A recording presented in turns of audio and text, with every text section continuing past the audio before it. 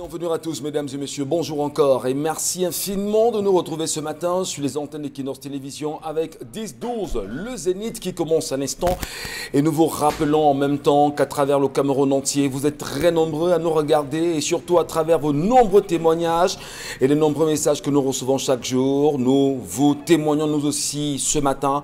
Notre abnégation a toujours servi le peuple camerounais, le peuple que vous représentez et le peuple que nous sommes ensemble. Qu'est-ce qui se passe aujourd'hui entre Célestine Cortés-Ketcha et le Premier ministre chef du gouvernement?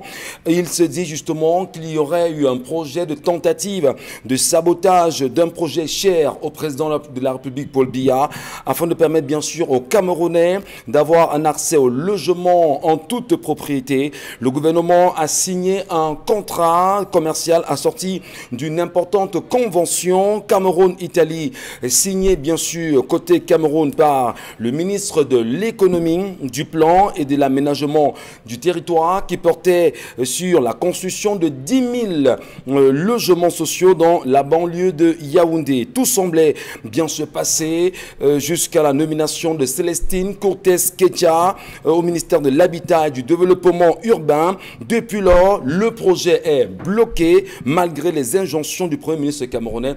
Et aujourd'hui, l'affaire prend d'autres tournures et tout est d'ailleurs à démontrer que la ministre tente à sa façon justement de désobéir au patron du gouvernement camerounais. La brouille est existante et surtout on se demande comment peut-on comprendre que entre le patron du gouvernement camerounais et un membre du gouvernement qui est justement, on va dire, désordre, qui est un regard qui tend justement à ne pas respecter les injonctions de celui-ci. Mais surtout, est-ce qu'on veut dire que Paul Biya ne contrôle personne, y compris même ce ministre ou cette ministre aujourd'hui? Madame, Messieurs, l'affaire fait grand bruit dans le sérail. On se pose mille plus une question.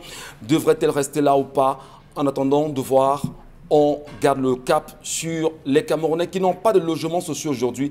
Et les Italiens qui se plaignent également de ce que le dossier n'avance pas. L'Italie qui devait financer le projet à 85%, le Cameroun à 15%. Jusqu'à présent, rien n'est fait. Finalement, on est quand même en droit de se demander si au niveau du ministère de l'Habitat, on est bien parti pour pouvoir donner de logements décents aux Camerounais. Qu'est-ce qui se passe avec la ministre Cortés-Ketcha?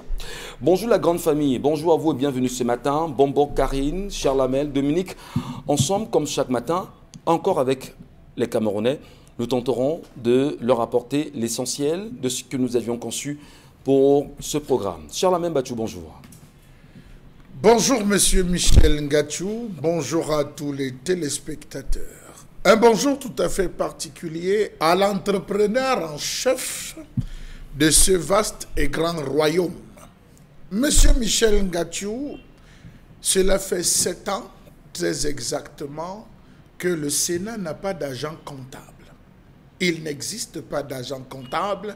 Il se raconte là-bas que c'est le secrétaire général qui tient tout, qui fait office et de secrétaire général et d'agent comptable. Comment se gère l'argent au Sénat ou l'argent du Sénat? Telle est la question qu'on a encore appelée à se poser ce matin. Des sommes sont allouées à cette auguste chambre. Pour quelle finalité? Pour quel type de gestion? Dans tous les cas, passons. Il se dit à votre suite, monsieur Michel Ngachou, qu'une affaire de 1 299 625 137 000 est en train de créer une diversion ou créer des divergences ou des discordances entre Madame le Mindu et le directeur de la SIC au sujet de l'achat d'un logiciel. Un logiciel à 1 299 625 137 francs CFA. On dit que le logiciel là va s'occuper de la paie, marché public, loyer, achat, comptabilité, ressources humaines et Cameroun. Un logiciel à hauteur de 1 milliard. 299 625 137 francs. Il ne faut pas oublier les détails. Ce n'est qu'au Cameroun qu'on voit ça. Un logiciel. Quel tu avais dit que ça pose En tout cas, on va tenter bien sûr ensemble de mieux comprendre ces situations. Pendant qu'on y est, madame, messieurs, il est important de rappeler que le Social-Démocratique Front aujourd'hui accuse. Il ressort bien évidemment de la dernière rencontre du NEC. Et d'ailleurs, en ce qui concerne les résolutions, que le RDPC, l'armée, le gouvernement sont de mèche avec les terroristes. C'est justement ce qu'il faut retenir de ce qui s'est dit récemment avec le NEC.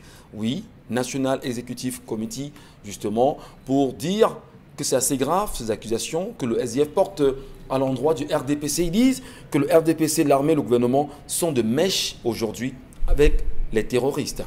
On en parlera. Bonjour à vous, mon Bengan Kandje. Bonjour, monsieur Ngachou Numba. Bonjour à vous, téléspectateurs. Je vais à votre suite pour les logements sociaux. Les Camerounais n'ont plus où s'habiter. Et en défaut de maison, même le terrain, il n'y en a pas. Or, une seule réforme de 3 institutions aurait suffi.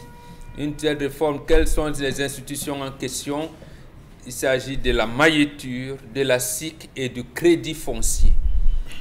Tout ça autour d'un seul ministère, le ministère de l'urbanisme et de l'habitat. Où la mailliture, on a refusé de la réformer. La SIC non plus, le crédit foncier encore moins. Voilà les 3 structures qui ont encadré la politique du logement social au Cameroun. On était même en train d'envisager les cités SIC en briques, des cités SIC en planches, qui hélas, on ne peut même plus, même avec les parpaings, on ne peut plus. Donc, c'est dire que le ministère du Développement urbain et l'Habitat ne sert à rien au Cameroun. Ne sert à rien. Achidi Achou a dit politique Nanjangi. C'est pas moi, c'est un ancien Premier ministre qui l'a dit. Il dit donc, il faut donner, il faut rétribuer les gains politiques aux amis politiques. On a donc vu de créer beaucoup de portefeuilles ministériels.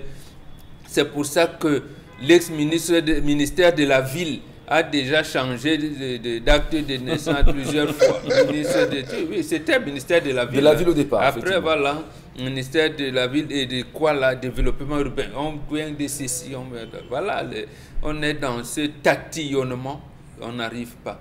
Le crédit foncier n'arrive pas à être structuré. Or, une bonne politique bancaire de ce pays va faire en sorte que les banques d'investissement vont se déployer à investir pour le développement. Mettons, on se tourne vers l'Italie, oubliant qu'une banque, par exemple, montée parce qu'il dit Siena, nous a roulé avec le complexe sportif de Paul Biya Yaoundé. Bon. Allez, on est quand même en droit de se demander, oui, le ministère du Développement urbain et de l'Habitat sert véritablement encore au Cameroun aujourd'hui. Quand on sait en même temps qu'aujourd'hui, la ministre est en brouille avec le directeur de la SIC, c'est assez grave également, qu'il y a des injonctions du premier ministre chef du gouvernement qui ne sont pas respectées. Alors, répartition, Ndjangi, comme on le disait à l'instant, ben ouais, mais quand on fait le Ndjangi, il faut quand même que l'autre apporte au moins sa bonne contribution à la construction de l'édifice national. Attendons de voir ce que ça donnera dans les jours à venir. C'est le Cameroun. Bonjour Karine Sontia, bienvenue ce matin. Bonjour Michel Ngachou, bonjour aux téléspectateurs. Le président Paul Biya a signé hier un décret portant création de la Société nationale des mines. Il s'agit d'une entreprise à capital public dans laquelle l'État sera l'unique actionnaire, mais il peut tout de même s'ouvrir à des actionnaires publics ou privé. La Sodamine est placée sous la tutelle technique du ministère des Mines et la Société nationale des mines est aussi placée sous la tutelle financière du ministère des Finances.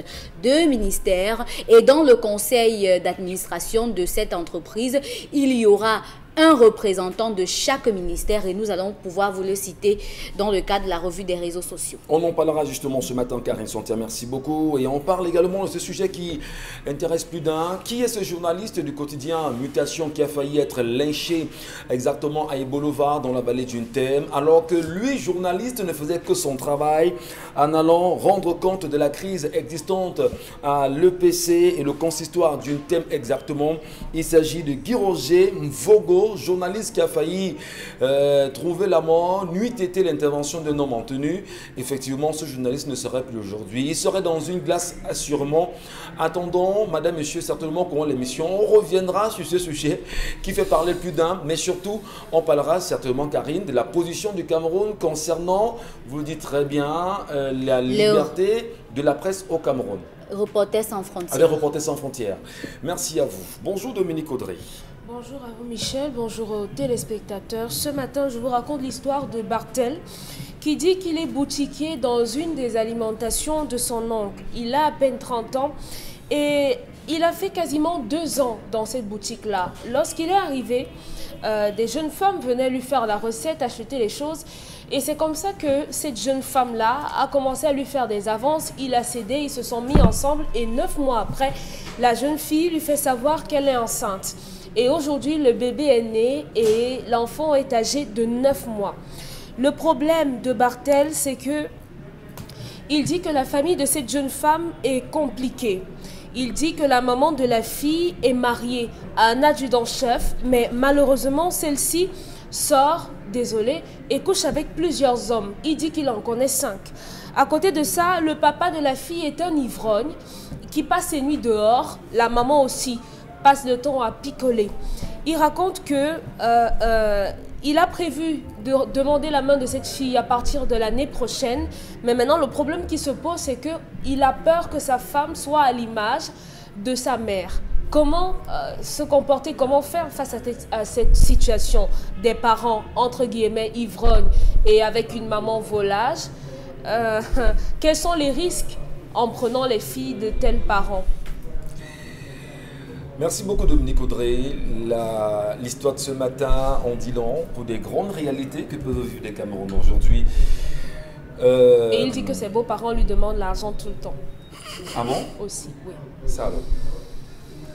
Il y en a, c'est assez grave quand même. Karine Sontianri, c'est pas quelque chose qui vous amuse ce matin.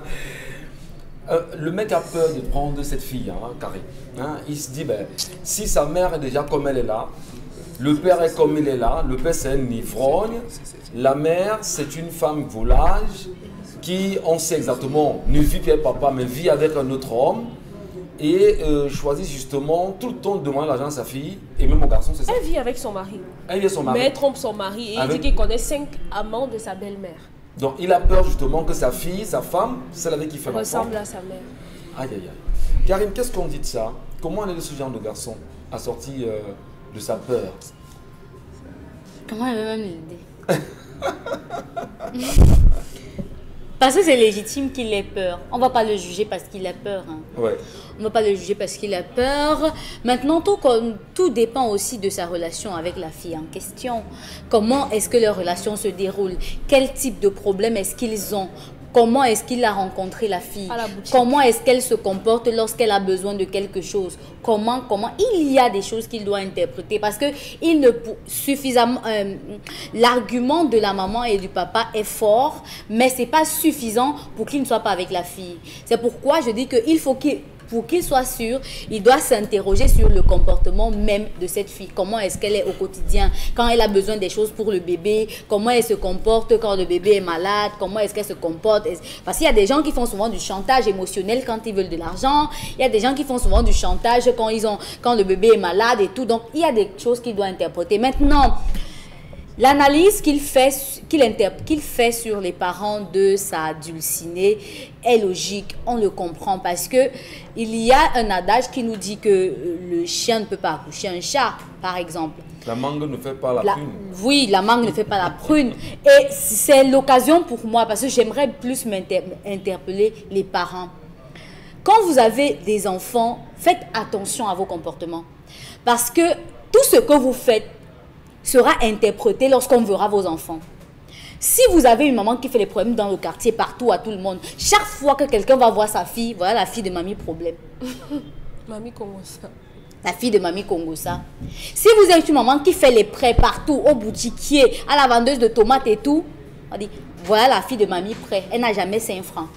Si vous êtes une femme qui vend les choses au quartier et qui a toujours des prix différents, même quand les prix sont moyens sur le marché, on va dire, voilà la fille de Mamie Monoprix. Donc, il faut faire attention, oui, il faut faire attention au comportement que vous avez. C'est pourquoi autour de vous, vous devez apprendre à rendre votre atmosphère sereine, à rendre votre atmosphère vivable. Voilà une maman qui autour d'elle n'a pas réussi à rendre son atmosphère vivable et qui aujourd'hui, sa fille est en train d'en pâtir. Maintenant, moi je vais dire aux garçons que vous avez réussi à faire un enfant. Hormis le fait que sa mère soit ci, sa mère soit cela. Il ne peut pas aujourd'hui que l'enfant à 9 mois commencer quand même à s'inquiéter du fait que la maman fait ci. Depuis qu'il est avec cette fille, ça fait 9 mois. Oui. Quel impact est-ce que la maman a eu dans leur relation? Malgré tout ce qu'il connaît d'elle. N'est pas légitime parce mais je l'ai dit dès le départ. Oui, j'ai dit que c'est légitime, Michel Gadjou. Je ne vais pas revenir là-dessus. Non, je vous comprends très bien. Vous interpellez justement les parents pour dire que les attitudes que les parents ont très souvent peuvent avoir des conséquences dans la vie de nos enfants aujourd'hui. Alors, quand l'enfant lui-même se rend compte que papa et maman peuvent avoir une attitude pas très correcte, comment l'enfant peut soi-même se ranger afin d'être un exemple aux yeux du monde sans pour autant qu'on attache justement à son image l'image de ses parents. Ça, c'est quand l'enfant commence à être mature, hein, parce que étant tout petit, il va obéir à tout ce que maman dira. C'est quand il commence à être mature et à savoir ce qu'il veut et ce qu'il ne veut pas, ou encore du moins il saura ce qu'il ne veut pas, qu'il saura comment se comporter. C'est pourquoi je demande à ce garçon d'interroger le comportement de la fille quand il est avec elle. Très bien. Il ne peut pas se baser juste sur l'attitude de sa mère et de son père pour la juger. Il y a des démons qui ont mis au monde des anges.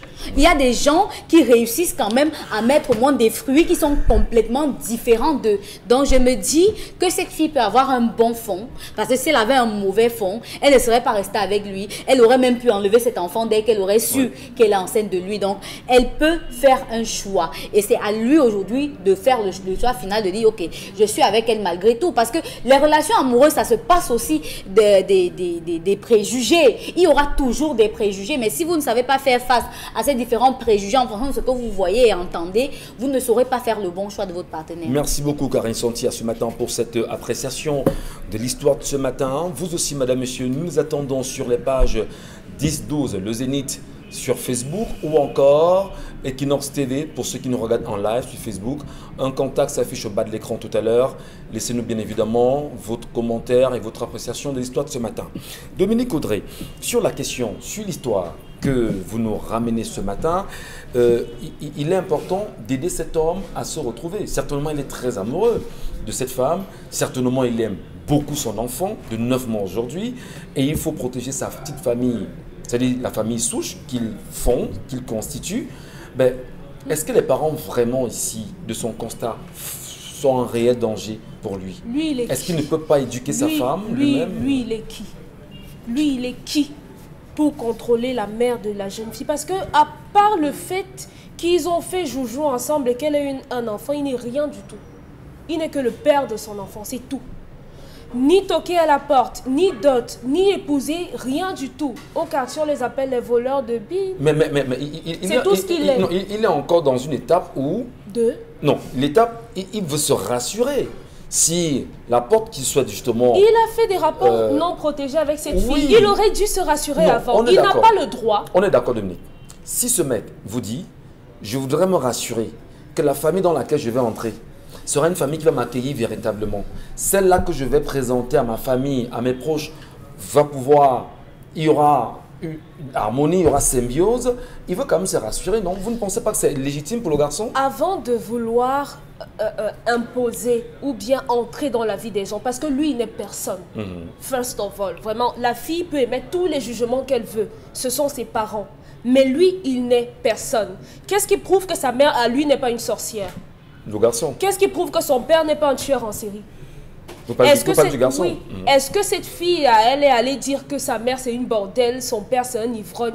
Ça m'a choqué, cette histoire. C'est choquant, les termes qu'il emploie pour décrire une femme qui est appelée à être sa mère demain.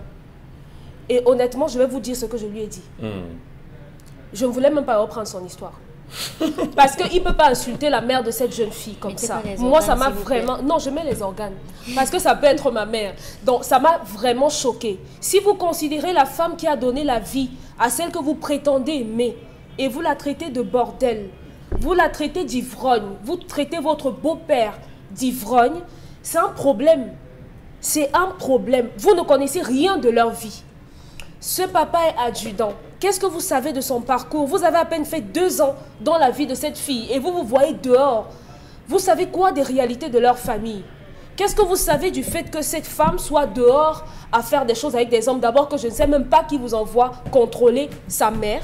Et rien ne vous prouve que les 5 hommes-là sont des amants de sa mère. Vous les avez déjà vus en train de faire ces choses-là? Non, je ne pense pas. Avoir une femme qui cause dans le coin de la rue avec un homme, ou bien se retrouve dans un hôtel avec un homme, ne veut pas dire que cette femme est en train de s'envoyer en l'air avec cet homme. Donc un peu de respect simplement pour cette femme-là. Ça vraiment, peu importe ce qu'il peut avoir envie de dire, si moi j'étais la fille qui écoutait cette histoire et que je me reconnaissais là-dedans, comme mes parents, je vous envoie valser. Je vous envoie valser parce qu'aujourd'hui, vous n'êtes pas respectueux envers les parents de cette fille. Demain, ils vous donneront la main de leur fille. Vous n'en ferez rien de bon. Parce que, entendez un jeune homme. Vos beaux-parents vous demandent quelque chose, de l'argent. Vous trouvez que c'est trop. C'est trop. Mais vous montez... Mais vous faites des choses avec... vous faites des choses avec leur fille. Sans problème. Ça ne vous dérange pas. C'est un honneur que des beaux-parents demandent quelque chose. D'abord que ses parents vous ont déjà accepté. D'abord à cause de leur divergence, la fille vient d'une contrée très lointaine et le garçon vient également de très loin. Ils sont diamétralement opposés de là où les deux ressortent. Ils sont camerounois? Oui, ce sont des Camerounais. Ouais. Mais ses parents vous ont accepté au point où le père voit que je peux demander une bouteille de vin rouge à mon beau-fils. Et vous le traitez d'ivrogne.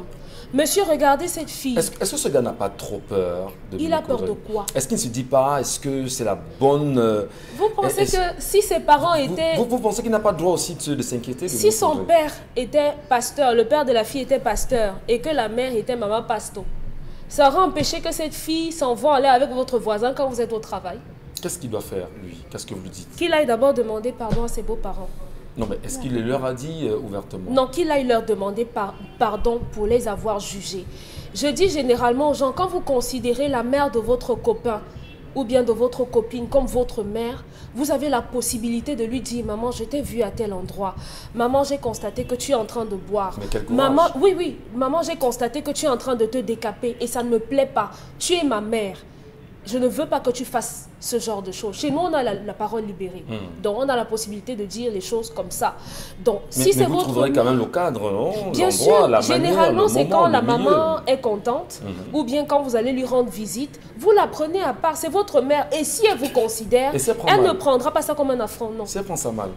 C'est normal dire à une maman que maman, je trouve que tu bois un peu trop. Ça me gêne que mes amis me disent qu'on a vu ta belle-mère au bar avec plusieurs bouteilles sur la table. Là, au départ, vous dites, lui qui? Mais non, elle vous dira, toi qui pour me dire ça? Ton fils. Est-ce que la pilule est facile à avaler? Ce sera difficile, mais elle va se retrouver avec elle-même et elle verra que son fils a eu raison. Et non mettre les fesses de sa belle-mère au carrefour comme ça. Très bien. Charles Amel Bachou, c'est une histoire de famille. C'est un garçon qui veut comprendre. Il veut quand même entrer dans une famille. Il a peur de ses beaux-parents. Au vu et au su des attitudes, on a entendu les arguments de Dominique et de Karine Sontia. Vous, qu'est-ce que vous dites de ça? J'ai dit que c'est un faux boutiquier.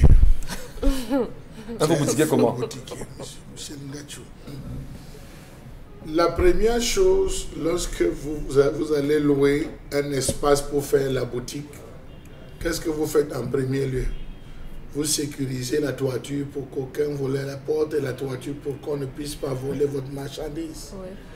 Une fois que vous avez sécurisé qu'on ne vole pas votre marchandise, vous allez sécuriser pour que les souris et les mythes ne parviennent à ranger vos différents produits. Donc vous êtes dans une sécurisation. Il a dévoyé, M. Michel Ngachou, le débat. S'il avait posé la question de savoir comment ramener mes beaux-parents, oui, ça aurait été je mieux. me serais assis encore et j'aurais débattu. Mais son problème est ailleurs. Il s'entraîne, M. Michel Ngachou, à soit fuir, soit savoir si le fruit de ce qui est dans le ventre de sa femme est sa part et son produit. Non, je dis... C'est son enfant à lui. Si c'est son enfant à lui. Oui, mais donc, il veut se rassurer que est-ce qu'il ne ferait pas... Monsieur Michel Ngachou, je vais être clair. N'épousez jamais une fille sans observer sa mère. Telle mère, telle fille. C'est ce que vous dites parce oui, que... monsieur Michel. Mais il pense cette maxime existe. Telle mère, telle fille. On est allé jusqu'à ajouter qu'allez même voir le village de la fille. Ne restez pas seulement en ville. Allez voir. Si dans le village vous arrivez, vous trouvez que dans ce village-là, il y a des problèmes, des enfants, des maladies et consorts, posez-vous des questions avant d'entrer dans ces familles. C'est important. L'enquête de moralité joue son rôle. Premier point. La fille épouse le comportement de sa mère et contemple le physique de son père. Quand la jeune fille cherche, elle cherche un gars qui ressemble à son père. Tu souris comme mon père, tu as la taille comme mon père, tu es un peu là comme... Tu es trop nerveux, mon père n'est pas nerveux. La fille a le comportement de sa mère.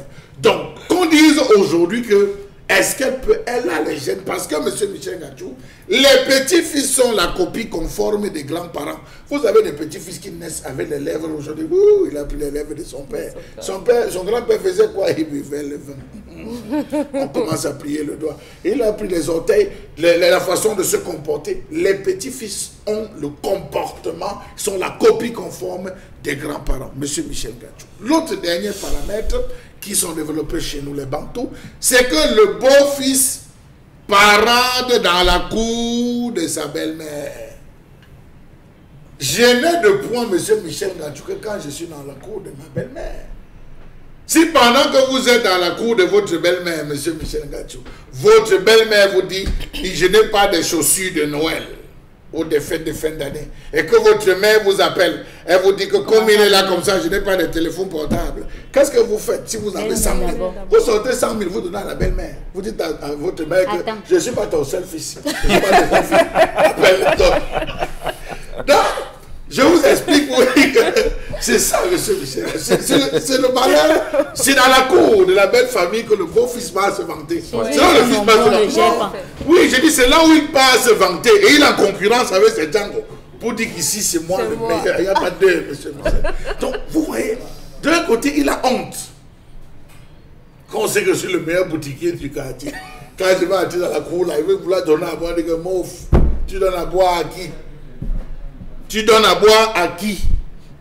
Alors, vous avez posé une question très importante tout à l'heure, Charles Amembachou. S'il demandait à sauver justement ses beaux-parents, sa belle-mère, son beau-père, là, la question est fondamentale à ce niveau. Qu'est-ce qu'on peut lui dire? Non, M. Michel Ngachou, il met déjà mal à l'aise sa propre femme.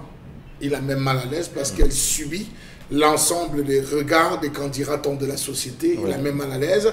Les frustrations qu'il porte ne pouvant pas les transposer sur sa belle famille, sur ses beaux-parents, il les transpose sur sa femme, il est même mal à l'aise. Est-ce qu'il aime véritablement cette femme? Est-ce qu'il n'a pas des interrogations qu'il pose sur la fille? Je crois qu'en ce moment, il est dans la période du doute, comme Bombo aime souvent le dire. Il doute de la fille avec qui il est. La première, et peut-être la méthode dont j'aurais souhaité, c'est qu'il commence par travailler à ramener les beaux-parents. Qui travaille à ramener, pour avoir beaucoup plus d'assurance, qu'il travaille à ramener les beaux-parents, à mettre sur pied des stratégies. Par exemple, si maman, la belle-mère ne fait rien, si elle ne sort pas, elle est toujours à la maison, il voit comment il peut trouver un petit fond en disant que, ouais, maman, je souhaiterais faire une extension, je trouve un petit endroit, s'il te plaît, on va travailler ensemble. Est-ce que c'est le gaz qu'elle peut vendre devant la maison? Est-ce que c'est quoi? Il trouve quelque chose pour occuper. Le beau-père, généralement, ramener un beau-père n'est pas très facile. Il faudra avoir des mesures véritablement externes, des extensions pour pouvoir amener le beau-père, parce que venir se placer, dire à son beau-père, tu bois beaucoup, il va prendre cela comme un affront. Mais si on réussit à ramener la mère peut ramener son mari. Donc il a un travail à faire, et je crois que au lieu de s'interroger sur sa femme, avec sa copine ou la mère de son enfant, il gagnerait beaucoup plus à travailler avec sa copine sur la réhabilitation de sa belle famille. Fait très important justement dans nos sociétés aujourd'hui, que ce soit au Cameroun ou dans d'autres pays du continent, pour ceux qui nous regardent. Merci de trouver de l'intérêt. Prenons le point de vue de Mbombo Mbengue ce matin, qui d'ailleurs dans une vue généralisée tenterait de voir qu'est-ce qu'on peut faire véritablement aujourd'hui en matière d'éducation pour qu'ils puissent avoir une réelle responsabilité parentale exemplaire justement vis-à-vis des enfants, et comment les enfants peuvent-ils appréhender les beaux-parents lorsqu'ils sont appelés à venir toquer la porte ou encore demander la main des uns et des autres, du moins puisque ce sont les familles qui se marient entre elles.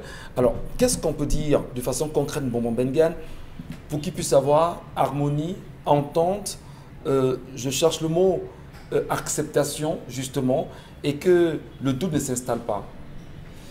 D'abord, il faut dire que sa probable potentielle belle famille l'a déjà accepté. Voilà, c'est lui qui est dans le doute. Mais de manière générale, avant de s'engager de manière intime avec une fille, il faut savoir qui elle est. Il faut savoir d'où elle vient, qu'elle est. Même si, comme j'entends des expressions aujourd'hui du genre « mon cœur a flashé ». Mon cœur a flashé. Oui, le cœur a flashé, mais le cœur n'a pas vocation à produire un raisonnement. Donc il faut toujours prendre des précautions. Le cœur produit des sentiments. Bon, dites-moi. Il faut toujours chercher à savoir que cette fille, la fille également devait le faire, hein, pour le garçon. Oui, absolument. Voilà. Absolument. Absolument. On dit en bassa, ça veut dire que si tu épouses une fille qui a l'épilepsie quelque part, ça veut dire qu'il n'y a personne là-bas. En fait, pourquoi on a pris le cas de l'épilepsie? Ça veut dire que ça, moi je veux dire, ça peut survenir à des moments où... C'est pas stigmatisant. Non, c'est une image qui montre que en allant le faire, vous devez supporter. Charles Lemaire, c'est là où il a terminé, en disant comment je vais porter cette famille qui a, j'allais dire, un comportement déviant. Et un autre argument arrive par la suite, c'est que leur fille porte mon enfant. Donc à ce moment, il ne devrait plus poser la question en doute que je ne dois pas, c'est déjà là. Et sa famille, sa potentielle belle famille, ils sont j'allais dire, en intelligence. Ils vivent en intelligence depuis des années. Ils donnent la bière ici, ça veut dire que Charles Lemaire a parlé de parade. Ils paradent là-bas, ils sont ensemble. Donc le problème ici, c'est que mon beau-père est dans telle situation, ma belle-mère a un comportement déviant, j'aime leur fille. Ils auront un petit enfant, un beau-fils. Ils ont déjà. Voilà.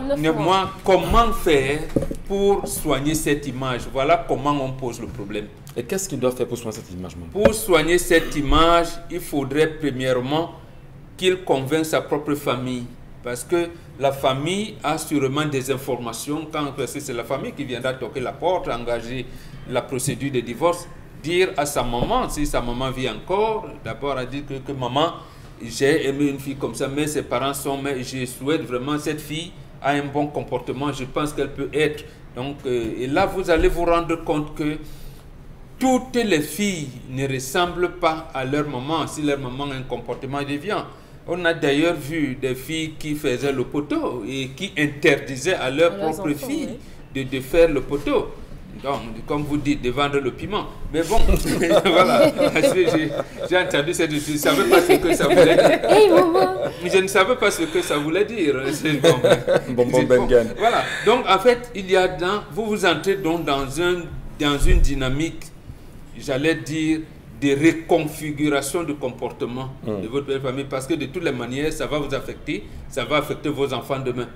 Donc, c'est comme ça qu'il aurait dû poser, mais il ne devait pas poser la question en termes de répugnance, de rejet. Voilà. Non, pas de rejet, c'est un comportement déviant qu'il faut désormais intégrer dans sa logique, dans son comportement quotidien et essayer de médier. Merci à vous, Mbombo Mbengue Kandje. Merci à vous, mesdames et messieurs, pour l'intérêt que vous portez à nous regarder ce matin, mais dites-nous également comment vous accepterez une pareille histoire. Qu'est-ce que vous conseillez à ce monsieur ce matin, eh bien, les filles également qui se retrouveraient dans une telle condition, quelle attitude pourrez-vous, vous aussi en tant que demoiselle ou dame, ou oui, future dame, avoir dans une telle situation? Est-ce que les filles aussi ne peuvent pas encadrer les parents? Peut-être oui, peut-être non. Il faut se poser des questions. Vos propositions sont attendues, madame, messieurs. Entre-temps, la colère.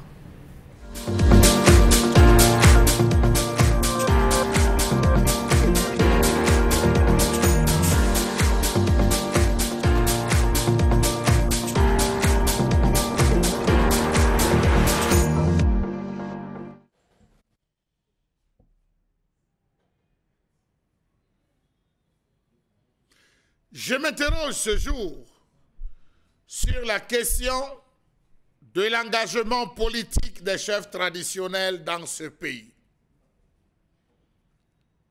Qu'est-ce qui pousse les chefs traditionnels à abandonner désormais leur chefferie pour briguer des mandats, qui à la mairie, qui comme député, qui comme sénateur et désormais comme président de région? Le décret 7 de 1977 confère aux autorités traditionnelles le statut d'auxiliaire d'administration, chargés qu'ils sont désormais de véhiculer l'idéologie de l'État-nation en construction et d'inciter leurs sujets à l'acquisition de la citoyenneté de l'État du Cameroun. Inciter leurs sujets à l'acquisition de la citoyenneté de l'État du Cameroun, dit ce décret. Est-ce pour autant qu'ils sont donc désormais appelés à arborer, plus que l'incitation, la tenue du parti choisi, alors qu'il interdit aux chefs traditionnels d'afficher leur militantisme politique? Ils doivent inciter leurs sujets à l'acquisition de la citoyenneté de l'État du Cameroun. Que mettons dans citoyenneté? Dans tous les cas, allez savoir. Y a-t-il compatibilité entre la fonction de chef traditionnel et la politique? Telle est la question qu'on se pose. Est-ce que les gardiens de la tradition devraient se mêler des affaires politiques, sachant qu'au passage, ils vont devoir arbitrer des contentieux entre leurs différentes populations, leurs enfants, leurs sujets? Que devient donc la tradition lorsque le pouvoir traditionnel se mêle de la politique? Comment comprendre que la chefferie traditionnelle se trouve à cheval entre déstructuration et dérégulation? Pourtant, la chefferie traditionnelle est un véritable micro-État avec une gestion qui relève de la haute politique. Pourquoi le pouvoir a-t-il tout fait pour intégrer le traditionnel en politique? That is the question. Est-ce que c'est le politique ou c'est le traditionnel qui a fait le premier pas? La question, on l'a, puisque nous étions le 27 novembre, lorsqu'il avait été organisé au Palais de Congrès de Yaoundé, le tout premier forum des chefs traditionnels du Cameroun, organisé sous le haut patronage du chef de l'État, avec comme thématique « Premier forum des chefs traditionnels du Cameroun pour le développement auprès du chef de l'État, son Excellence Paul Biya ». Nous étions en 2010. Thème qui traduisait la mainmise du pouvoir en place sur les détenteurs du pouvoir traditionnel dans ce pays. L'un des points forts de ce forum fut la demande expresse au chef de l'État d'ouvrir la porte grande aux chefs traditionnels afin qu'ils puissent eux aussi goûter au goût du miel. Nous étions en 2010, notamment le 27 et 28 novembre, pour le tout premier forum des chefs traditionnels, parce que ce pays adore les forats. Aujourd'hui, comme le nez au milieu de la figure, les chefs traditionnels sont sénateurs, parlementaires, délégués, conseillers municipaux, ministres de la République, conseillers régionaux ou encore présidents de section. Bravo à leur majesté, elles ont traversé le Rubicon. À quoi sert-il à un chef traditionnel de cumuler autant de postes alors que la chefferie en elle-même préoccupe tant? Comment en est-on arrivé à ceci que désormais, tous les chefs traditionnels de la République perçoivent une allocation mensuelle dont le montant est fixé à 200 000 pour les chefs de premier degré, 100 000 pour les chefs de deuxième degré et 50 000 francs CFA pour ceux de troisième degré, lorsqu'on sait que dans beaucoup de villages, il y a des élites qui ont voté la flotte du téléphone sur l'année, qui prennent sur eux d'élever les enfants du chef, qui prennent sur eux de nourrir les femmes du chef, qui prennent sur eux de mettre le carburant du chef toute l'année, qui prennent sur eux la maintenance du véhicule du chef, qui prennent sur eux de mettre les chefs comme des petits rois. La preuve, lors des réunions des chefs, vous avez des chefs qui viennent même avec des téléphones dernier cri en plaqué or. Vous vous demandez comment est-ce qu'ils font. Est-ce que c'est les 100 000 francs là qu'on leur donne? Point d'interrogation. Comment comprendre que les garants de tradition ont décidé d'entrer en compétition avec leur population? Comment comprendre la prégnance de la nationalité, l'amidale, dans la vie publique au Nord Cameroun? Il faut s'interroger. Quand on parle des chefs, on voit seulement le centre, sud, ouest, on oublie le Nord. Comment comprendre que le champ politique subit le poids envahissant des chefs traditionnels qui ne sont pas porteurs des valeurs démocratiques? Les chefs traditionnels sont l'alpha et l'oméga de la politique et les populations qui s'éveillent de plus en plus aux valeurs de liberté et des droits de l'homme confrontent sans cesse la volonté tenace de ces potentats locaux qui refusent la démocratisation du champ politique local. Comment donc peut-on inviter la monarchie? Parce que les chefs, c'est oui, oui, oui, oui, oui. Inviter la monarchie à la table de la démocratie, si l'on n'est pas à la recherche d'une dictature démocratiquement monarchique. Point d'interrogation. Savez-vous que la chefferie, tout comme le Lamida, constitue l'archétype de l'unanimisme et de l'autoritarisme primaire, du fait que ceux qui tiennent ces leviers œuvrent plutôt à transcrire ces valeurs dans la société. Savez-vous que dans certaines localités, la politique est largement dominée par les détenteurs du pouvoir traditionnel? Rappelons-nous du cas de Rebouba, où pour toute personne qui avait tenté de se lever, on faisait des fessées publiques de toute une famille, au nom de quoi, pourtant, il existe dans cette zone de Rebouba des tribunaux. Comment n'ont-ils pas compris que lorsqu'un chef s'engage en politique, cela voudrait dire qu'il, parce qu'il est potentiel candidat, il peut aller en compétition contre ces sujets? Chose absolument triste. À ce jour, tous les chefs sont devenus les adversaires de leurs sujets dans leurs différents lieux de commandement à cause de leurs simples convictions politiques. Un chef est allé jusqu'à dire, après avoir rassemblé ses élites, qu'il aime trop la sardine ces derniers temps. Que voulait-il dire? Point d'interrogation. On a vu des chefs défaire les notables, les plus importants à la demande de Yaoundé, dit-on parce qu'ils seraient un militant de X ou Y parti d'opposition. Comment comprendre que le pouvoir traditionnel soit devenu des lieux où la régulation des ressources est ordonnée en fonction des intérêts de ceux qui les tiennent? Loin donc de se mettre au service de leur communauté d'origine, les chefs traditionnels politiciens agissent en effet comme des fonctionnaires véreux qui confondent ressources publiques et ressources privées. Gravissime. Savez-vous que cela a entraîné une perte de l'autorité du chef sur le plan de l'administration de leur groupement, à telle enseigne qu'on entend très souvent des phrases du genre « le chef c'est même qui ?» Et je tiens à vous le préciser, c'est en train de prendre de telles proportions à l'Ouest, à telle enseigne où on dit qu'on ne donne même rien au chef. Comme le chef a dit qu'il aime le goût de X, le goût de la sardine, le goût du thon, le goût du maquereau, le goût de la carpe ou du bar, et bien qu'il se contente, nous on préfère manger le chat, disent certains. Alors, la chefferie traditionnelle est-elle en pleine croissance, en implosion, en explosion? La question se pose aujourd'hui. D'ailleurs, Fos Sokoudjou nous l'a posé il y a quelques jours. Ça sert à quoi de venir tromper ces chefs? Pourquoi abandonner les crânes de vos pères pour aller vous prostituer et parader dans une cour qui n'est pas la vôtre? Ceux qui veulent bien comprendre peuvent encore parcourir les deux textes du Conseil national des chefs traditionnels de l'Ouest. Quand la famine peut bien tenir la chefferie traditionnelle aujourd'hui, quand l'éloignement de la réalité ou encore les exigences d'une communauté peut éloigner les chefs traditionnels de leurs engagements, y a-t-il d'ailleurs parmi ces chefs traditionnels aujourd'hui au Cameroun des chefs qui soient légitimes? Y a-t-il d'ailleurs une appréciation réelle de ces chefs traditionnels reconnus comme étant ceux-là qui sont de vrais gardiens de la tradition? En connaît-on qui soient de vrais descendants? reconnu par les différents peuples aujourd'hui.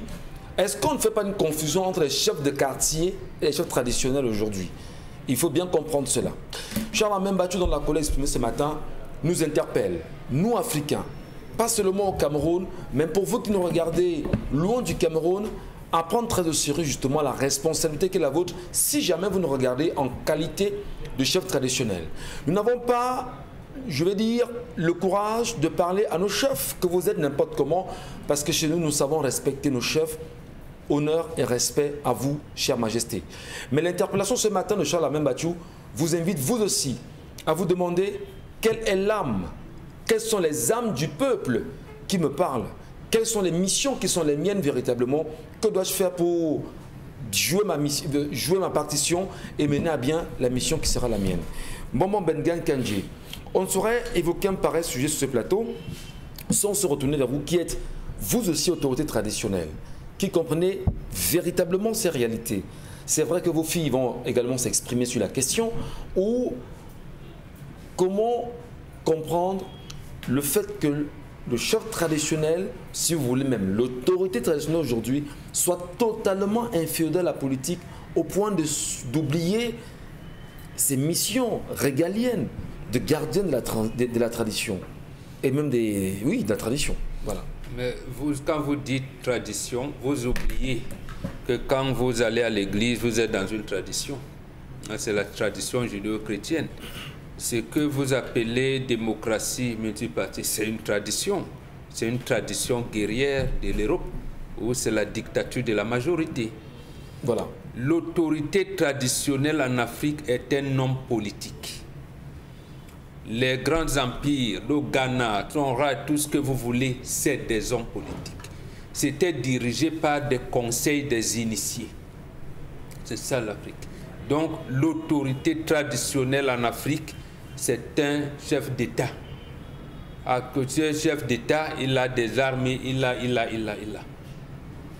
C'est comme ça. Quand Sundiata, par exemple, s'est converti à l'islam en 1236, il y a eu deux généraux, Théomokan et Fakoli. Ils ont refusé. Et c'est à partir de ce moment qu'on a commencé à parler de l'animisme. Ils sont animistes. Parce qu'ils ont refusé de suivre Sundiata, qui en lui disant que l'empire que nous avons est transnational. Donc, comment on acceptait les autres dans l'empire Bantou, dans l'empire africain, je parle du monde noir en général. C'était des royautés. Bon, si vous voulez des nationalités, mais c'était des royaumes. Les royaumes ont à leur tête des rois.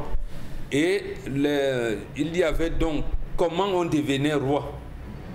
Si vous avez posé la question dernièrement, il pouvait avoir un roi qui n'a que des filles.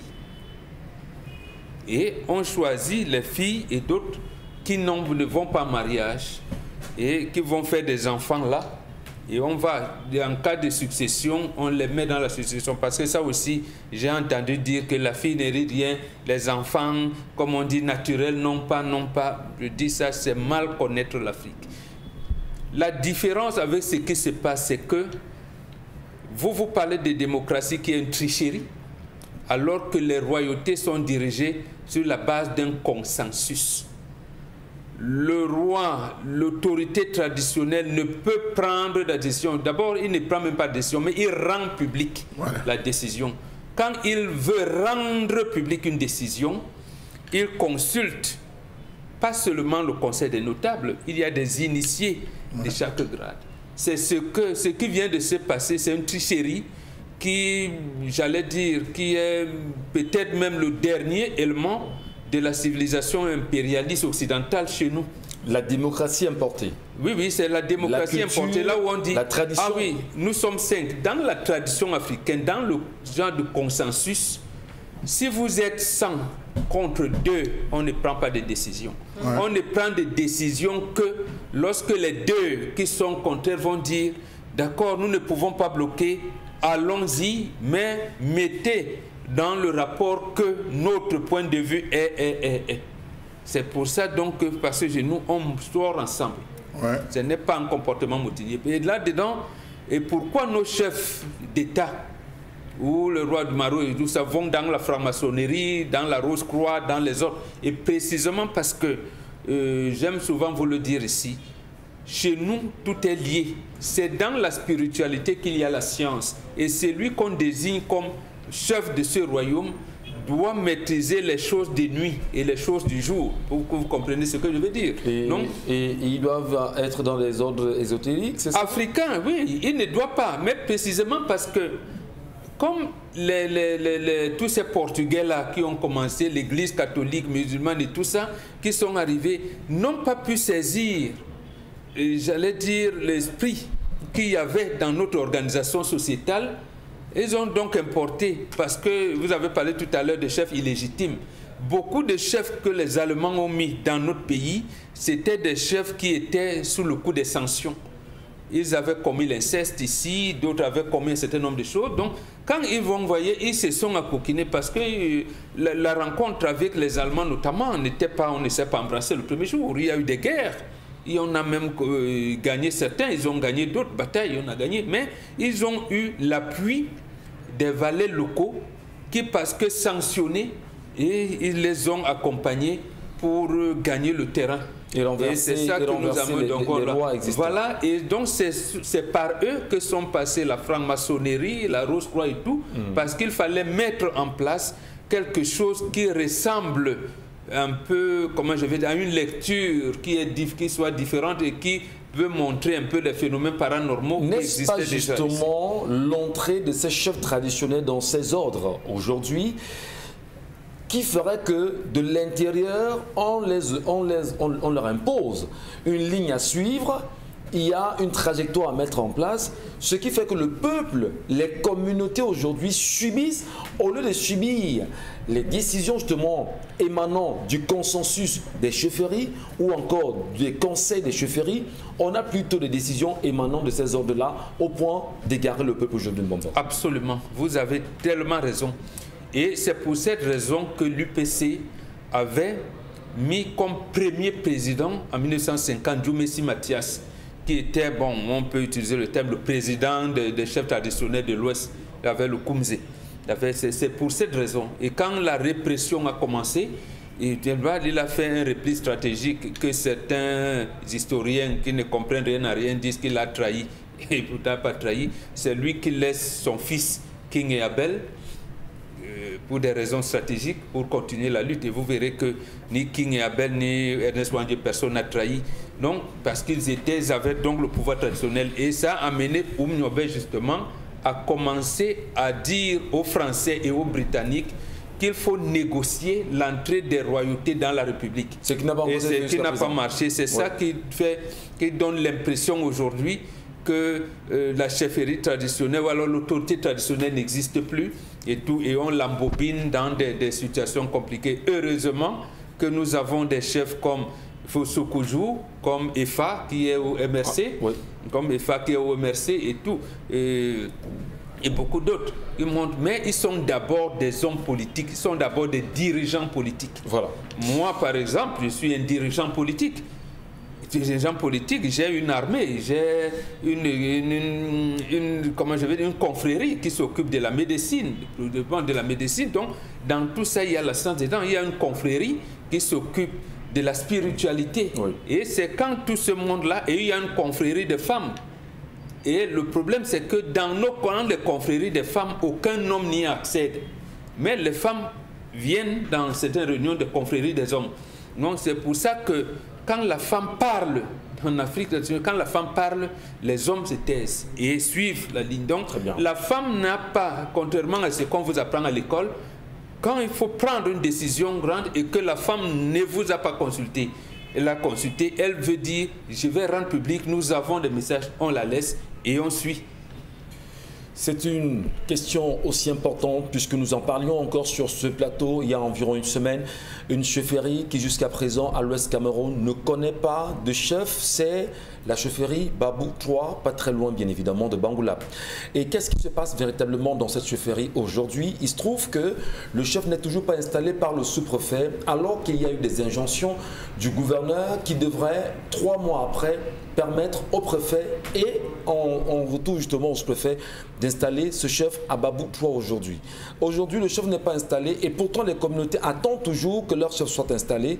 Est-ce qu'on parlerait justement d'une manipulation qui voudrait que l'on installe un autre chef à côté quand on sait toujours que tout ceci est géré par une élite dans ce département? On en reparle après, madame, monsieur.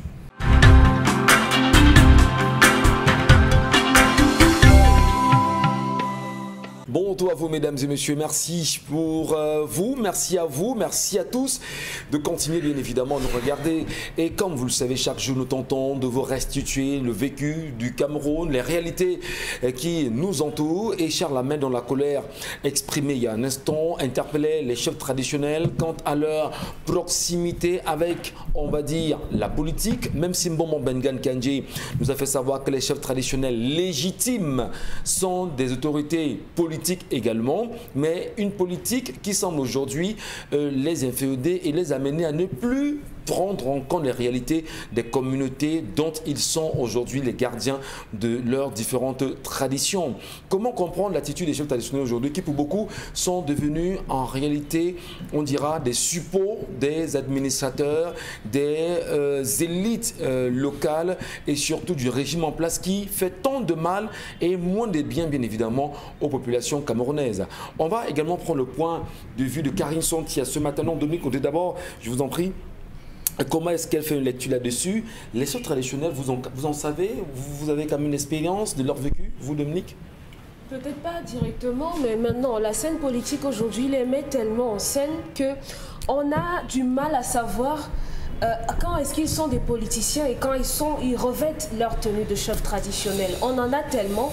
Je crois qu'on a M. Ayan Luc, qui est chef à Dakula. Nous sommes dans la localité de l'extrême nord là-bas. Oui. Et vous savez quelles sont les difficultés des populations là-bas. On se demande donc comment étant un homme politicien qui a occupé des grands postes dans l'administration camerounaise, ces populations là-bas n'ont pas pu bénéficier de certains avantages. On a M.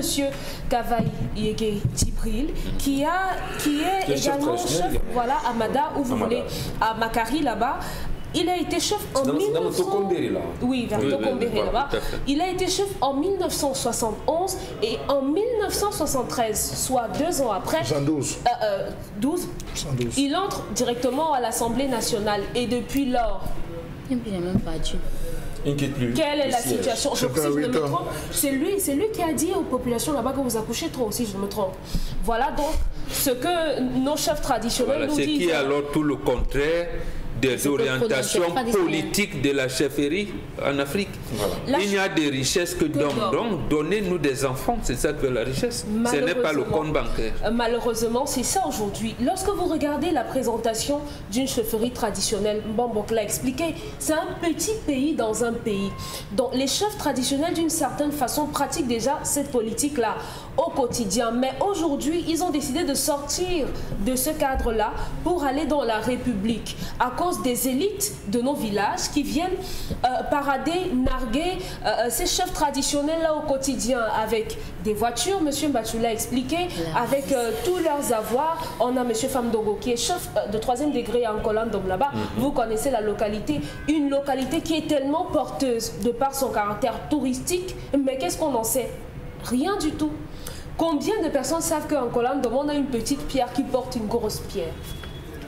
C'est un site touristique qui est censé être vendu, oui, qui est censé être vendu par cette autorité-là. Donc, les populations aujourd'hui ne bénéficient en rien de l'avantage d'avoir leurs chefs qui sont... Est-ce qu'on va dire qu'on a des chefs plus affamés même aujourd'hui? Parce qu'en réalité, le chef est censé être entretenu par sa communauté. Oui. Que l'on se rend compte que le chef est tellement affamé au point où il préfère s'adonner, on va dire, aux élites, au gouvernement, pour pouvoir, je ne sais pas, se faire un peu à manger. Mais qu'est-ce qui peut justifier ce caractère, on va dire, où on n'a pas de fierté, où on n'a plus de fierté en tant que chef? Ce sont les longs yeux.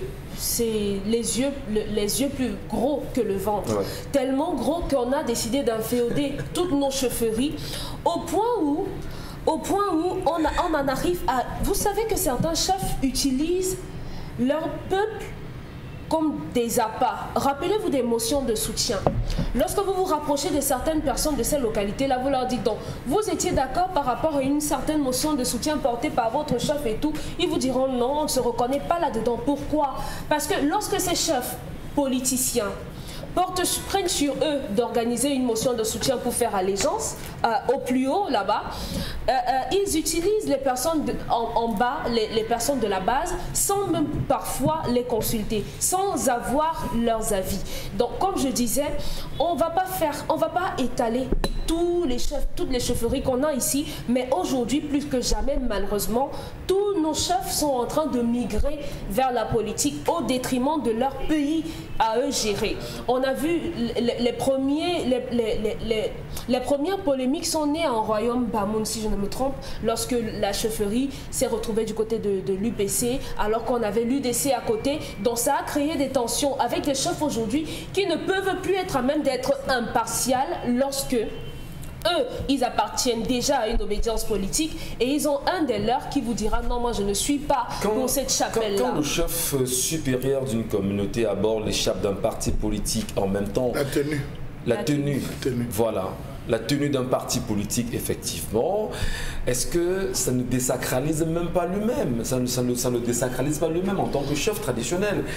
Est-ce qu'on ne va pas dire vraiment c'est... C'est parce que ça n'a plus de valeur. On ne peut pas reprocher aux gens de marcher, d'entrer dans la boue avec les pieds et de mettre ses pieds-là sans les nettoyer dans la chaussure. Le faux Sokunjo aujourd'hui, c'est qu'il fait...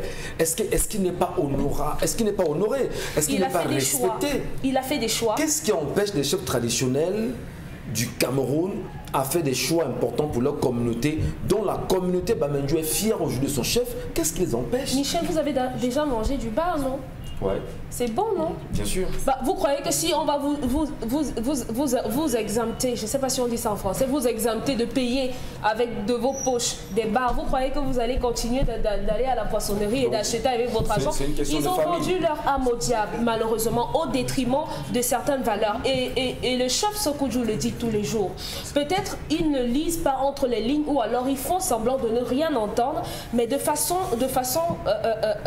entre les lignes, il leur dit, les ancêtres vous poseront des questions. C'est vrai qu'il s'adresse aux acteurs politiques, mais récemment, il s'adresse plus à ses frères, je ne sais pas si il doit dire ses compères, les autres chefs, pour leur dire, vous êtes en train de marcher du moins vous avez abandonné vos crânes, vous avez abandonné vos ancêtres pour vous vendre de l'autre côté. Et lorsque les chefs sortent de leur chefferie, que devient le peuple qui les a portés derrière? Peut-être Karine Sontia n'a pas une réponse à ça? Bah, il ne devient rien. Vous voulez quoi? Vous voulez quoi? Vous comprendrez pourquoi il ne devient rien. Sinon, chaque région du Cameroun n'aurait pas des sénateurs qui sont chefs traditionnels. Et si on commence à citer, le tableau sera très long. Mais j'aimerais commencer par le Diao Ilobo avec Sa Majesté Thérèse Elumba Mejo, qui est sénateur. Je peux aller jusqu'à... Elle est quoi? Elle est sénateur et chef supérieur du canton d'Oulibi. Voilà, d'Oulibi, dans le département du Ndjaïlobo. Oui, tout à fait. Voilà, elle est sénateur. Et puis, je peux prendre aussi Jean-Marie Pongmoni, qui est chef traditionnel dans la Haute-Sanaga. Bon, il y a plusieurs. C'est pour ça que je dis que... N'oubliez pas. Vous voulez que je cite? Je voudrais également que on n'est pas en train de les gratiner, mais c'est le chef supérieur Banjoun aujourd'hui. Qui, effectivement, qui est sénateur, qui est chef supérieur, président de l'UCAO, conseiller municipal, conseiller régional. Mais je vais citer, dans la région du sud-ouest, on a le Fon Moukete, on a le chef supérieur des Bafons, le chief Anja Simo Onjo, on a le chef du village Akwanya, on a plusieurs chefs. Dans chaque région, il cumule même des fonctions avec la fonction de chef traditionnel. Mais les relations incestueuses de la chefferie traditionnelle avec l'autorité politique date de la colonisation. Parce qu'à l'entrée, les colons avaient besoin de ces chefs qu'ils appelaient chefs indigènes pour pouvoir dominer et contrôler le peuple et les populations. C'est pourquoi on passait par certains chefs, soit on les achetait, soit on les forçait, soit on les oubliait, soit même on les esclavagisait pour qu'ils finissent par admettre que les populations soient aussi soumises. Donc ça date de la colonisation, c'est pas quelque chose qui est né récemment. Sauf que avec la venue de la Première République, le pouvoir qui était dictatorial s'est rendu compte que qu'il y a un certain pouvoir à gagner lorsqu'on a les chefs traditionnels avec soi en tant que président de la République. C'est pourquoi il fallait réussir à intégrer les chefs traditionnels dans la politique. Maintenant, puisqu'on était dans un parti unique, c'était pas très visible cette face-là. C'était pas très visible parce que comme c'était le parti unique et que c'était la dictature, on comprenait que ça marchait avec la monarchie. Maintenant, la venue de la démocratie a créé une sorte de clivage dans l'interprétation même de la chefferie traditionnelle qui constitue pour les acteurs politiques un cadre naturel de mobilisation de masse pour les actions de développement à la base, mais qui est plus encore un cadre naturel de mobilisation de masse pour les actions politiques. Ça veut dire quoi? Ça veut dire que pour une élection, par exemple présidentielle, le président de la République n'aura pas besoin d'aller partout pour mener la campagne.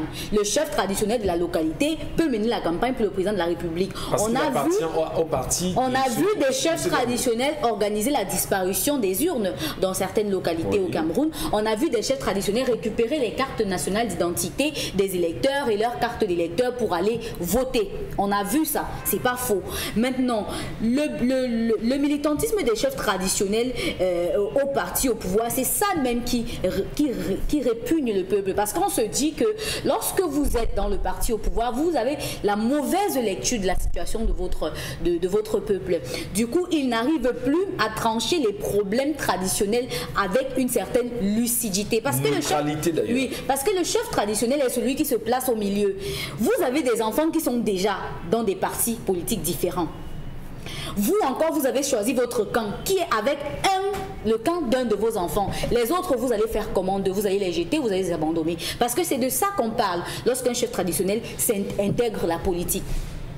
Parce que les monarchies africaines ne sont pas forcément des autocraties, mais on a de la peine, des difficultés à pouvoir dire un mot lorsque le chef a déjà pris une décision. C'est la raison pour laquelle intégrer dans la politique et dans le gouvernement comme ministre et autres, on a l'impression que leurs paroles valent de l'or et du coup impossible de contredire le chef. C'est pourquoi on a réussi à faire du président Paul Biya le Nomgui.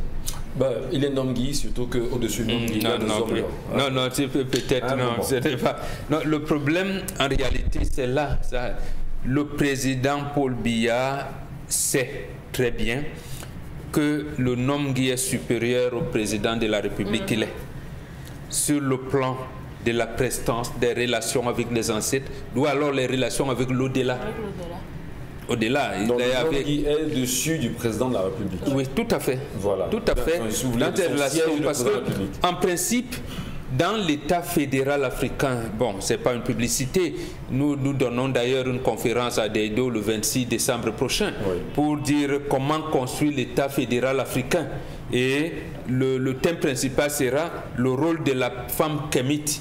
Aujourd'hui, donc c'est parce que les anthropologues vous disent oui, en Afrique la femme ne parle pas, la femme bon, ça c'est des conneries. Non, je veux dire que l'administration coloniale, que ce soit portugaise, allemande, britannique, ils ont vu les États africains s'émouvoir, se développer, et ils ont donc dit qu'est-ce qu'on doit injecter dans la tête d'ici. C'est pour cette raison que ce qu'on a pris comme chef auxiliaire d'administration, surtout ça a mordu dans les sociétés féodales, notamment le Grand Ouest par exemple chez nous et le Grand Nord, où on vous dit c'est vous qui devez arrêter vos enfants quand ils atteignent l'âge de 18 ans pour payer les impôts. C'est vous qui devez les arrêter pour les travaux forcés. Par exemple, le chemin de fer camerounais. Il n'existe aucune famille camerounaise qui n'ait pas perdu quelqu'un dans les travaux de Ndiok. C'est d'ailleurs l'une des malédictions qui a causé la mort du train de Zeka en 2016. Là, je vous le dis, parce que nous n'avons pas honoré nos enfants qui sont morts dans la construction de la voie ferrée camerounaise. Donc, et c'est donc... On n'a pas fait le deuil. On n'a pas fait le deuil. Et il y en aura encore comme ça davantage. Donc, c'est comme ça donc que ceux qui devaient diriger, ceux qui dirigeaient les royautés africaines étaient ceux qui pouvaient comprendre le message des ancêtres. Le train, parce que non, il n'y a pas que le train. Il y en aura encore davantage. Non, il n'y a pas que le train. Il y a la route, il y a l'avion, il y a même les morts. Le lycée de Babadjou est situé sur un charnier. Un charnier. Il y a plein comme ça, je vous ai parlé seulement de ça. Il y a plein de lycées, plein de choses qui sont... Donc, il faut être à mesure de pouvoir interpréter. Je pense que c'est Charles Hamel qui nous a menés vers Longondo. Mais est-ce que le ministre d'État, par exemple, en charge de la justice, qui est dans Longondo, sait interpréter le message de ses ancêtres? Première chose. Deuxième chose, est-ce qu'il peut écouter ses ancêtres pour impulser les lois qui vont réguler les rapports sociaux? Or, c'est lui qui était à la base des textes du genre. Si le gendre estime que la dot est élevée, il peut porter plainte contre son beau-père. Donc, tu peux mettre le beau-père en prison et épouser la fille. Donc, vous voyez, quand il y a une déréglementation sociale, voilà, vous le voyez maintenant. Et quand les chefs, nous, les autorités, on voit ça, on appelle nos enfants, on leur dit, cette loi-là, c'est pas bien, vous risquez vous risquez... Après, bon, on va dire, ah, les Africains sont comme ça, ils n'aiment pas bénir. Or, nous voulons justement que nos enfants prennent ces sources-là pour qu'ils soient bénis. Très bien. Bon, merci beaucoup. Malheureusement, ils sont entrés par la mauvaise porte, ces autorités traditionnelles qui entrent en politique. Par la mauvaise porte, et je dirais même que par la fenêtre de derrière. Voilà, et là, ça va ajouter encore des bandits. Est-ce que, avec les dernières déclarations, les 2 dernières déclarations des chefs traditionnels de l'Ouest Cameroun aujourd'hui, on n'a pas la preuve par 1 milliard que les chefs traditionnels sont des hommes politiques aujourd'hui qui sont à la solde du régime en place et non plus en l'écoute des communautés comme Bonbon Bengan, tante justement, enfin pas tante, est en train de nous expliquer sur ce plateau. Monsieur Michel Ngachou, on est allé sur la base de l'élitisme. Tout à fait. On a mis l'élite au devant et on a renvoyé les chefs en arrière. C'est Bongo qui vous explique tout le temps la théorie de l'élite comprador, l'élite qui vient tuer, l'élite assassine. Monsieur Michel, à l'époque de mon père, la chefferie avait, les chefs géraient l'élevage. Il avait des plantations. Il s'occupait de l'huile, il s'occupait du riz, il s'occupait... Monsieur Michel Ngachou, il ne manquait de rien. C'était eux les premiers, quand on parlait du café, du cacao, c'était eux les premiers parce qu'ils avaient les meilleures terres. Ils venaient commercialiser ces produits. Ils n'enviaient personne. La décision du chef était la décision du chef. On a commencé par créer cette autre classe de chefs fainéants, des chefs, excusez-moi l'expression, paresseux, qui ne font rien, qui dorment, on leur donne tout, on travaille pour le chef ne fait que jouir des fruits de ses enfants, il est couché, il dit je marche à pied, on achète la voiture, j'ai pas de téléphone, on achète le téléphone, je n'ai pas d'habits, on envoie les habits de partout. Le chef n'a jamais été mendiant. Je n'ai pas de chaussures, on achète. Mais les chefs que nous avons connus, M. Michel Ngachou, c'était des chefs qui, lorsqu'ils entraient ici à l'époque, avant qu'on ait détruit cette structure, permettez-moi sans publicité, Wangler, quand ils entraient s'habiller, ils s'habillaient avec l'argent du cacao. Ils se vantaient avec l'argent du cacao. Parce que c'était des travailleurs. C'est là où on avait des prix qu'on remettait même à tous les chefs. Dans toutes les zones, il y avait des prix qu'on leur remettait. Comme ils ont créé dans le 5e pouvoir, M. Michel Ngachou, parce qu'on s'était arrêté à 4, le 5e pouvoir qu'on vient d'ajouter au 4e pouvoir, qui était la presse, c'est la chefferie traditionnelle. Tous ont commencé à courir pour devenir chefs traditionnels parce que les gars se sont rendus compte qu'au niveau des chefs traditionnels, il y a les régions qu'on peut guetter, il y a la position. Voyez-les quand ils arrivent à Yaoundé. Pour se faire recevoir, c'est le chef supérieur de la communauté, c'est le chef du canton. Aussitôt, on ouvre, M. Michel Ngachou, les portes, ils entrent, ils portent des doléances. Mon village n'a pas d'eau, mon village n'a pas d'électricité, mon village n'a pas... Vraiment, Majesté, bon, j'ai appelé tel, il va voir ce qu'il va faire, voici votre enveloppe. Comme le chef sort du bureau là, son disque dur se formate. Boum. Donc le problème qu'il avait dedans, en sortant, c'est terminé. L'argent qu'il a, il cherche un bel hôtel là où il va se coucher, si on ne l'a pas logé, il va à la conquête de nouvelles femmes, de nouvelles épouses et tout. Vous avez des élites qui payent les voyages du chef. Vous avez des élites qui payent la maintenance de voitures du chef. Vous avez des élites qui payent... Je vous assure qu'ils sont entretenus. Mais je vous pose la question, vous pensez que le sultan des Bamoun va faire quoi au Sénat? Il manque de quoi? Les Les Bamoun encadrent les chefs. Ils encadrent, je dis, ils encadrent le sultan. Je le dis haut et fort, monsieur Michel Gachou. Bien sûr, c'est haut et fort. À l'ouest même, on encadre le chef. Le chef encore de quoi? Un préfet, je vais taire son nom, monsieur Michel Gachou, dans l'Indé, un jour s'est mis à pleurer. En plein l'Assemblée s'est mis à pleurer, dit que tous les jours, je vous vois vous passez ici avec les voitures. La voiture est basse. Quand vous partez, vous entrez dans vos villages, la voiture, parce que quand vous sortez, c'est léger. Vous venez seulement me voir pour dire chef terre. Vous avez tout déposé dans la chefferie. Pensez aussi venir donner un peu au chef terre. Donc, voyez jusqu'où on encadre, mais c'est le chef qui décide lui-même d'aller se jeter dans la gueule du loup.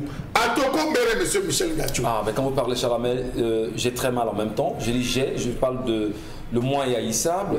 Mais je voudrais regarder mon Banganté, je regarde Sa Majesté Ndimo Lupo Kamsedou, qui est mon chef traditionnel, qui est notre roi.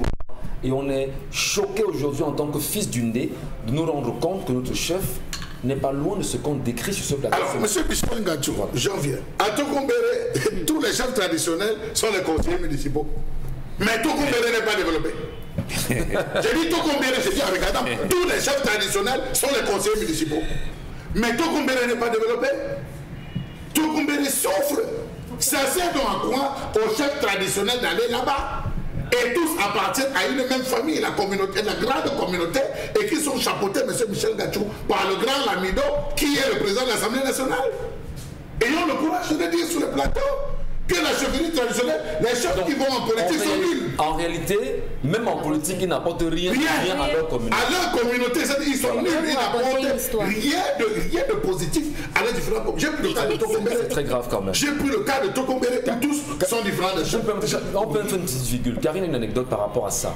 Non, mais je vais vous raconter une petite histoire. Il y a le chef, le moins haïssable du tout. Mais l'histoire que je connais du chef de chez moi, c'est qu'il était député. La dernière mandature, et je vous assure que pendant tout son mandat, il n'y a même pas un forage.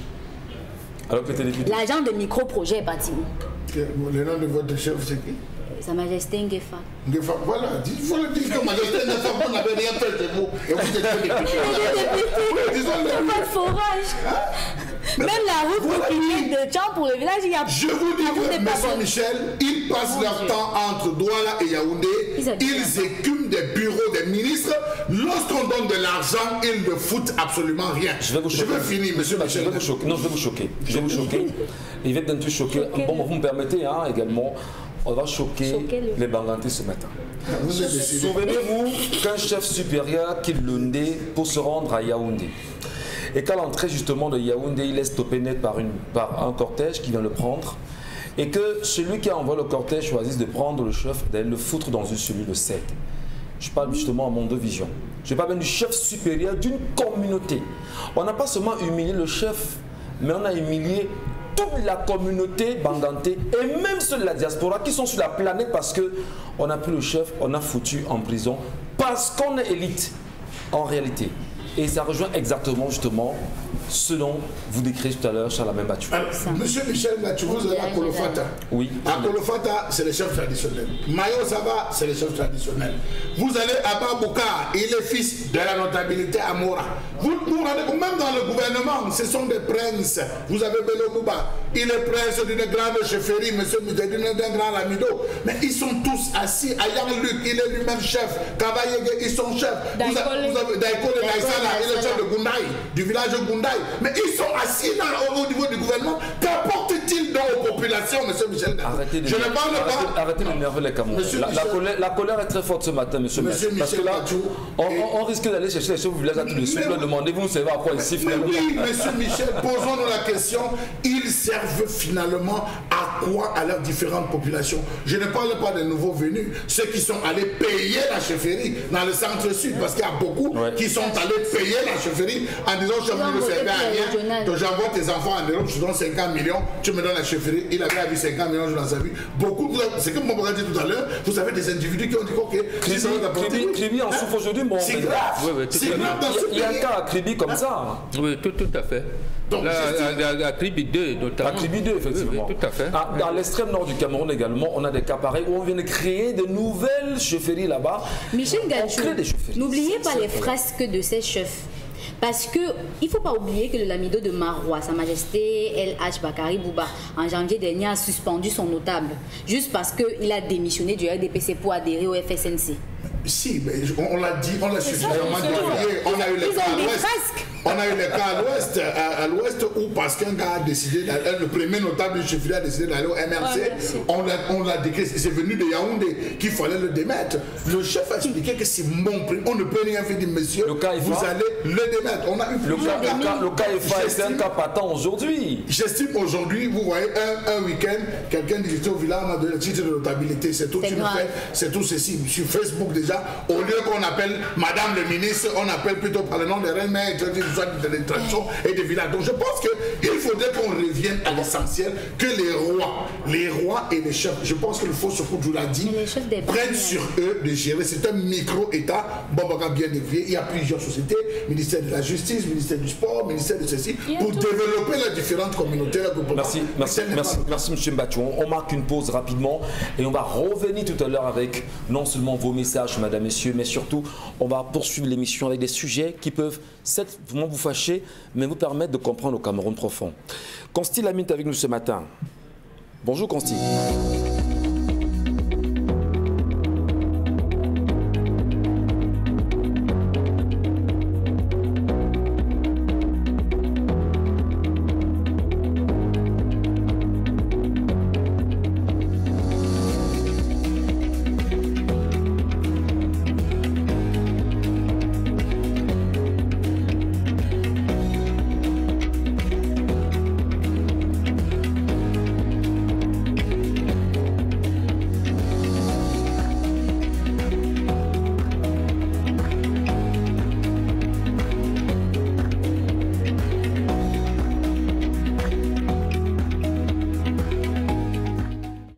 Nous saluons Consti Lamine à l'instant, il est véritablement avec nous. Bonjour Consti. Alors bonjour Michel Ngachou, bonjour à nos nombreux téléspectateurs et bonjour à tous les clients et partenaires du concept Salaka.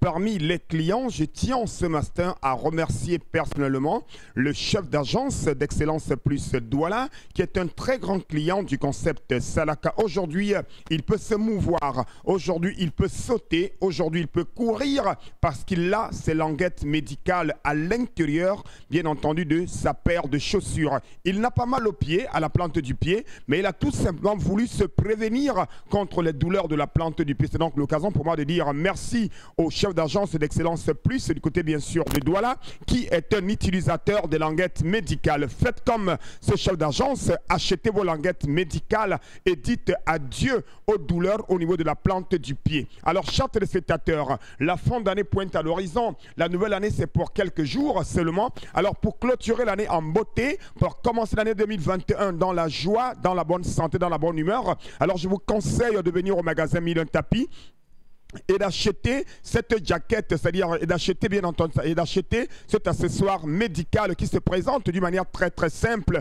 C'est bien entendu les languettes médicales. Alors quel est le rôle des languettes médicales? Ces languettes médicales permettent d'éliminer les douleurs au niveau de la plante du pied. Les languettes médicales permettent de redresser notre plante du pied. Les languettes médicales permettent également de nous prévenir contre les douleurs au niveau de la plante du pied. Ceux qui me regardent en ce moment, qui ont du mal à marcher, qui ont du mal à se mouvoir, qui ont du mal à courir, qui ont du mal à sauter, je vous conseille de venir au magasin 1001 Tapis et d'acheter votre languette médicale. Cette languette médicale est en vente en ce moment au magasin 1001 Tapis et reçoit une véritable double réduction, chers téléspectateurs. Alors, comment l'utilise-t-on? Une fois qu'on a acheté sa languette médicale, que ce soit le modèle des femmes ou alors le modèle des hommes. Je rappelle que le modèle des hommes est plus grand et le modèle des femmes est encore plus petit et on peut l'adapter selon sa pointure.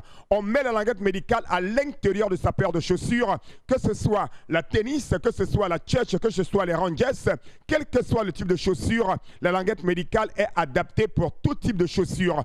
Une fois qu'on l'a mis à l'intérieur de sa paire de chaussures, on peut désormais chausser, bien entendu, cette chaussure et se sentir à l'aise. Au fur et à mesure, vous allez voir comment les douleurs vont s'éliminer, les douleurs vont se retirer et laisser place à un véritable bonheur. Donc, chers téléspectateurs, écoutez-moi très bien, c'est le concept Salaka qui vous parle. Vous savez très bien que je ne vends pas n'importe quoi. Quand c'est pas bon, je ne vends pas. Les languettes médicales de plus en plus sont sollicitées. Les languettes médicales sont en vente au magasin 1001 tapis. Le prix normal de ces languettes médicales est de 8500 francs. Le prix de promotion est de 6500 francs. Mais nous sommes toujours en train de faire une double réduction du côté du magasin 1001 tapis et nous vous permettons d'acheter la paire de languettes médicales au prix de 6 000 francs, la paire de languettes médicales, chers téléspectateurs. Nous la vendons avec garantie. Une languette médicale, une paire de languettes médicales, vous l'avez à 6 000 francs au lieu de 6 500 francs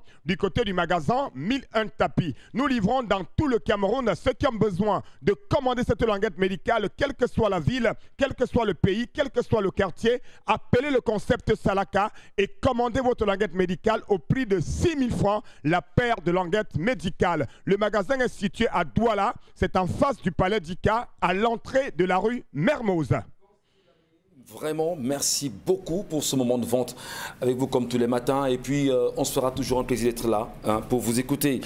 Il est important de vous rappeler, madame, messieurs, qu'en ce qui concerne les résolutions ou encore les résolutions de la crise anglophone aujourd'hui qui perdure depuis 4 ans véritablement dans les zones anglophones, dans le nord-ouest et le sud-est Cameroun. Un Camerounais vient de comprendre la nécessité de revenir au Cameroun, organiser ce qu'il a baptisé le concert de la paix qui aura lieu ce 27 décembre à Yaoundé précisément, au Palais des Sports. Il s'agit bien sûr de Sa Majesté Rabouni Ier qui reviendra effectivement à travers cette belle initiative, permettre aux Camerounais non seulement de se parler entre eux, mais surtout d'avoir un son de cloche important pour la résolution de la crise anglophone aujourd'hui. Et il nous parle bien sûr d'un concert de stabilité, un concert de la paix autour de la stabilité, la réconciliation, mais surtout le développement, surtout la recherche de la paix. C'est ce 27 décembre au Palais des Sports de Yaoundé, une belle initiative quand même, Charlemagne Bachou, ramener la paix à travers la musique, ramener la paix à travers justement l'échange, la communication et parler aux Camerounais. Il devait le faire à Bamenda. Il a commencé. Non, on commence. On devait le faire il commence par Yaoundé. Oui, si c'est à Yaoundé, il faudrait bien qu'il cause avec les responsables, les acteurs. Je crois que c'est Paul Tasson, le président de la reconstruction. Après professeur Ngongomo, c'est Paul Tasson, oui, qu'il s'assied avec le professeur Ngongomo, Tasson, le président de la commission de bilinguisme, qu'ils s'asseyent tous. D'abord, ils discutent, ils voient les ouvertures et maintenant, parce qu'il y a eu plusieurs événements comme ceux-là qui ont été organisés et qui ne nous ont pas portés vers les résultats attendus. Je souhaite véritablement qu'ils se rassemblent, qu'ils engagent des pourparlers, que l'heureux aboutissement soit justement, comment on dit l'aboutissement, soit ce cas-là, comme le grand dialogue national.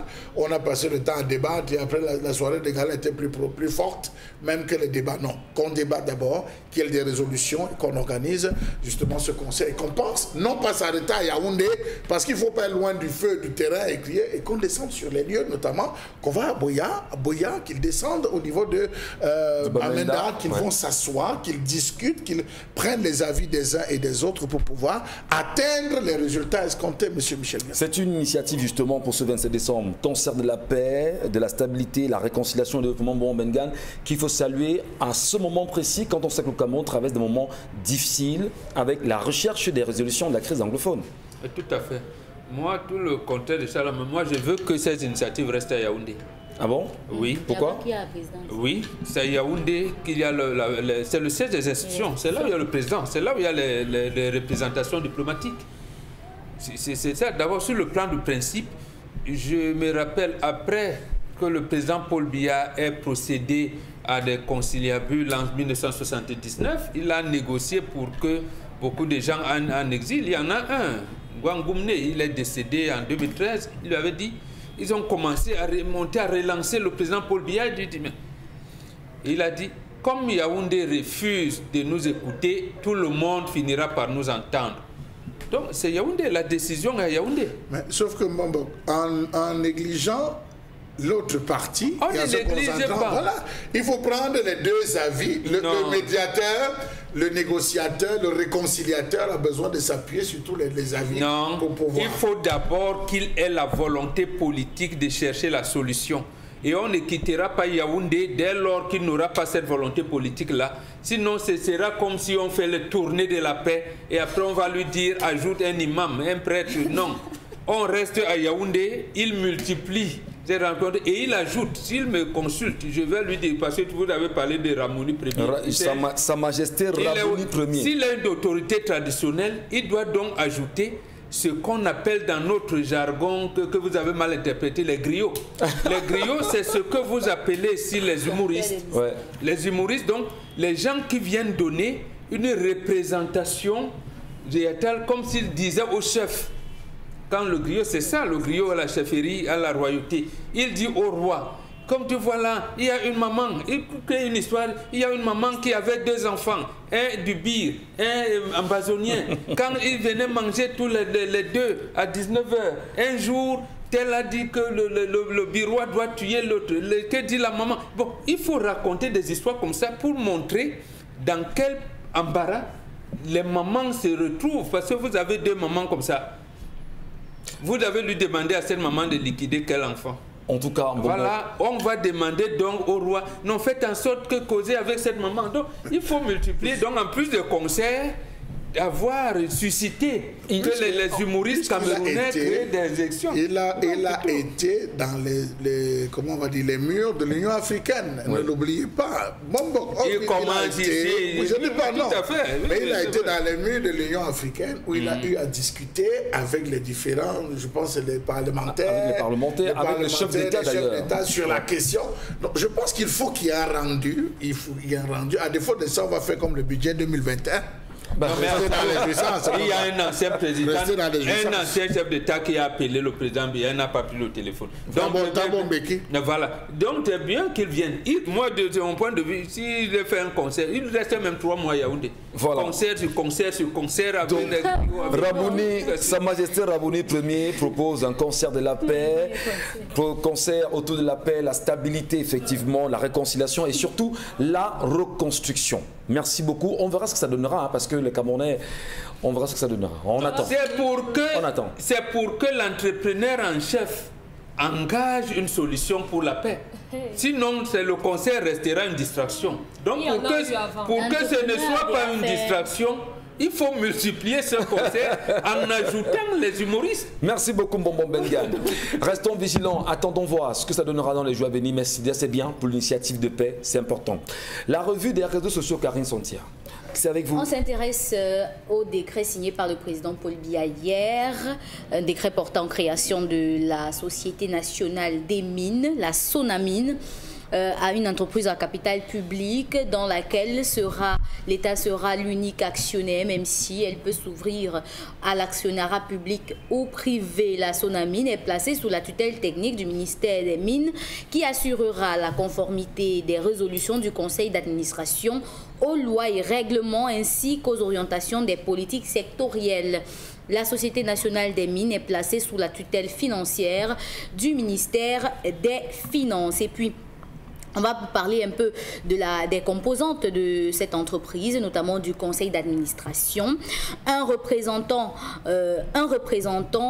du président de la République, un représentant des services du Premier ministre, un représentant du ministère en charge des Finances, un représentant du ministère en charge des Mines, un représentant du ministère en charge de l'Économie, un représentant du ministère en charge de l'Environnement, un représentant du ministère en charge de la Recherche scientifique, un représentant du ministère chargé des affaires foncières, un représentant du ministère en charge des transports et un représentant du ministère en charge du commerce. Voilà. Est-ce que c'est opportun à ce moment précisément? Maintenant, sur la toile, les commentaires disent que ça, c'est encore une autre entreprise budgétivore qui va naître.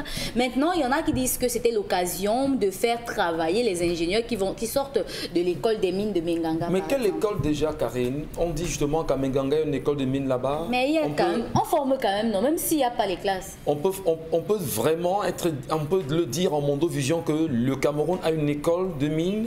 Véritablement, Dominique Audrey, vous appréciez ça comment, vous?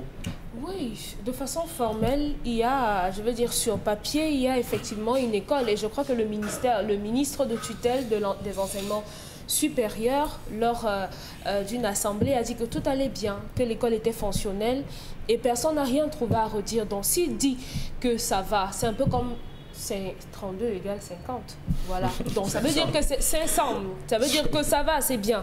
Maintenant, l'opportunité de création d'une telle entreprise donne à réfléchir. Parce que le secteur minier au Cameroun, il s'agit des mines, si je ne me trompe. Le secteur minier au Cameroun a énormément de problèmes. D'abord que l'article 134 du Code minier de 2016 n'est pas respecté. Et il demande que les secteurs qui ont été exploités, par exemple, par des Chinois, parce qu'ils sont présents sur ce terrain, soient réhabilités, refermés et tout. À ce niveau-là, rien n'est fait. Il n'y a pas un contrôle qui vient ensuite contrôler que effectivement les exploitants ont remis les espaces à niveau. Conséquence, tous les jours des Camerounais meurent. À Menganga, si vous allez lire des différents articles, vous allez voir à quel point les Camerounais meurent dans ces sites miniers-là. Que va-t-on faire des artisans, des miniers, des personnes qui font les mineurs artisanaux? Que va-t-on faire? Si on veut créer une société, pourquoi placer cette société-là sous la tutelle du ministère des Mines? Pourquoi ne pas mettre quelqu'un sous la tutelle? Oui. Pourquoi mettre cela sous la tutelle? Vous avez mentionné tutelle financière du ministère des Finances, tutelle technique du ministère des Mines. Voilà. Est-ce qu'on ne peut pas avoir une société vraiment qui se détache de ce ministère-là, qui travaille effectivement dans cette société? Parce que le secteur, cette entreprise, quand j'ai parcouru les missions, entre autres, entend promouvoir le secteur minier au Cameroun en préservant les intérêts, mais sauf que moi, je n'ai jamais vu de l'or camerounais. Je veux dire que de l'or brut comme ça... Vous voulez voir ça? Oui, je veux voir. Vous avez des bijoux? Mais c'est pas de l'or.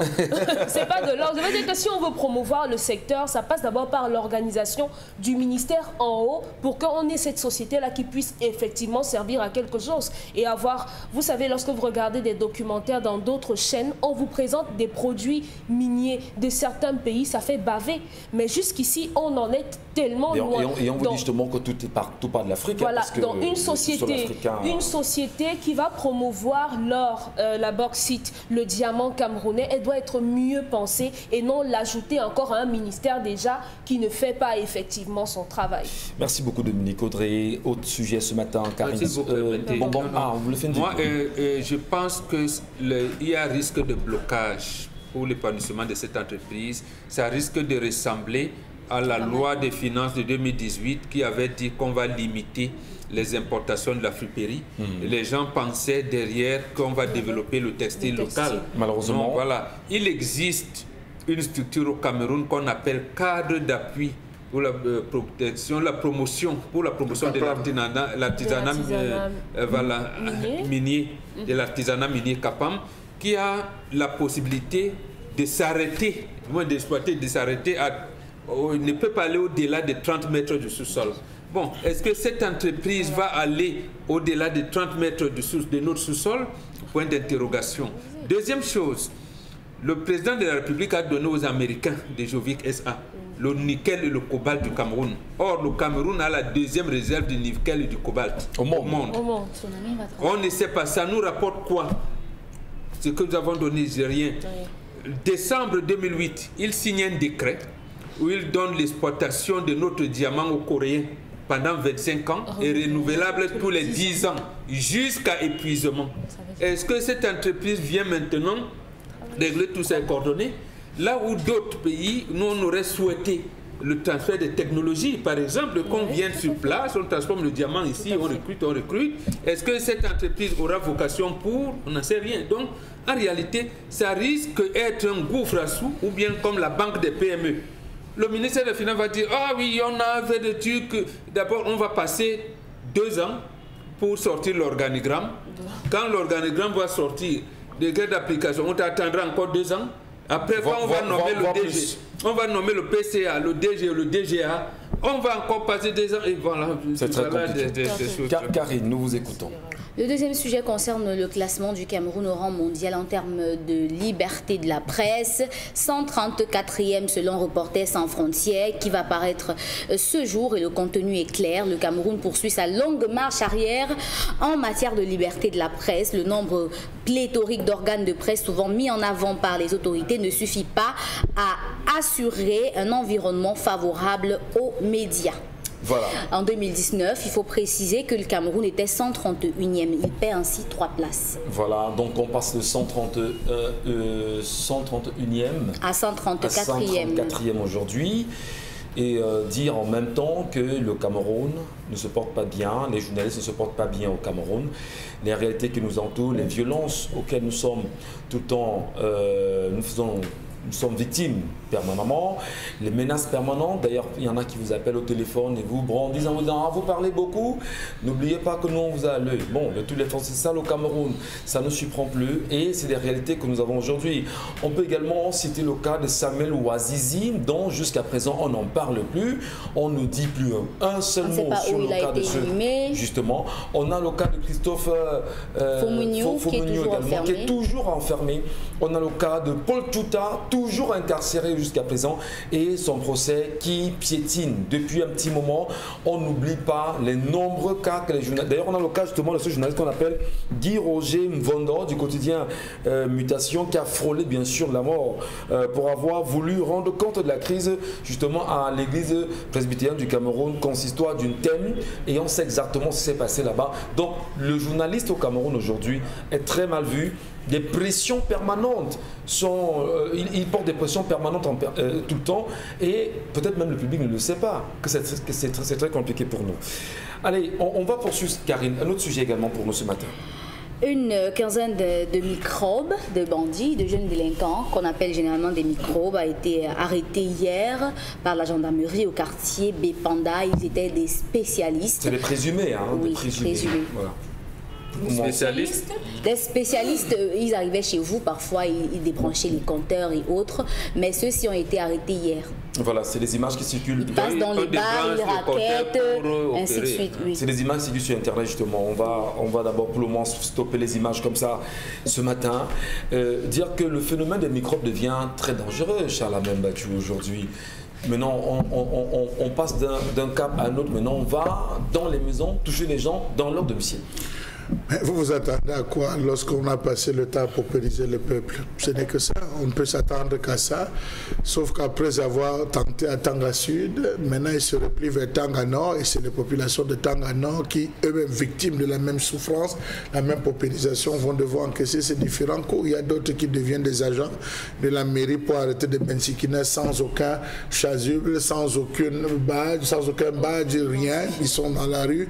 À des heures, quand vous passez dans certains axes, ils ont des roues, ils tiennent des roues, ceux qui sont sur la moto, on lance la roue rentre, ça vous bloque et ça fait tomber la moto, ils récupèrent la moto. Donc il faut dire que certains vont dire c'est comme ça les fêtes de fin d'année, mais je dis la pauvreté est en train d'atteindre un seuil dans un pays où on a tué la classe moyenne, on a tué, là les journalistes, vous parlez tout à l'heure, que voit un journaliste, que voit un médecin, que voit un enseignant, que voit un avocat, on est en train de tuer toute la classe moyenne. Il y aura juste une classe des très riches et une classe des très pauvres. C'est justement ce fait quoi on est en train de partir. Des messages quand même rapidement, Karine, avant qu'on marque la pause. C'est très important justement de les avoir, de lire au moins nos téléspectateurs ce matin qui sont très nombreux. Et on en profite encore pour leur dire merci pour l'attention qu'ils portent à l'émission 10-12, le Zénith. Donc voilà, ils sont à l'écoute et ils nous regardent ce matin. Aujourd'hui, les chefs de la Menoa pleurent parce qu'on les a écartés du gâteau national. Tous des mendiants, honte. Il faut même arrêter de lire les trucs comme ça. On finira jamais rien, mais on crée les nouveaux de jour en jour. Un autre message, pourquoi tous ces chefs nommés par le ministre Atanganji sont des chefs hybrides? Rien de bon traditionnellement ne peut venir d'eux. Un autre message, le régime RDPC ne sait plus quoi faire pour déclencher le chassement Oh, depuis quand les concerts apportent la paix? Faut beaucoup plus qu'un simple concert. Tous les Camerounais savent ce qu'il faut pour revenir à la paix dans notre pays. Stop à la distraction. Le ministre Femme Dongo, lui, seul est professeur, chef traditionnel, membre du comité central du RDPC, membre du bureau de communication du RDPC. Tout ça pour lui. Notre message, chef traditionnel, c'est la patate qui avait accepté comme la mange crue. Le macabo Foussokudjou a refusé. Allez toujours vous faire ridiculiser par le RDPC. Merci beaucoup Karine. On va rapidement resaluer à nouveau Constilamine.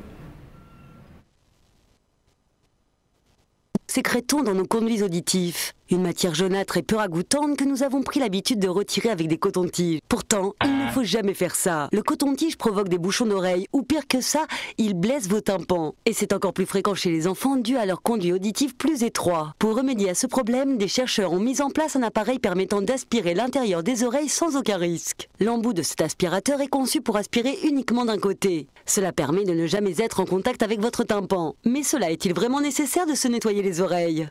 Oui.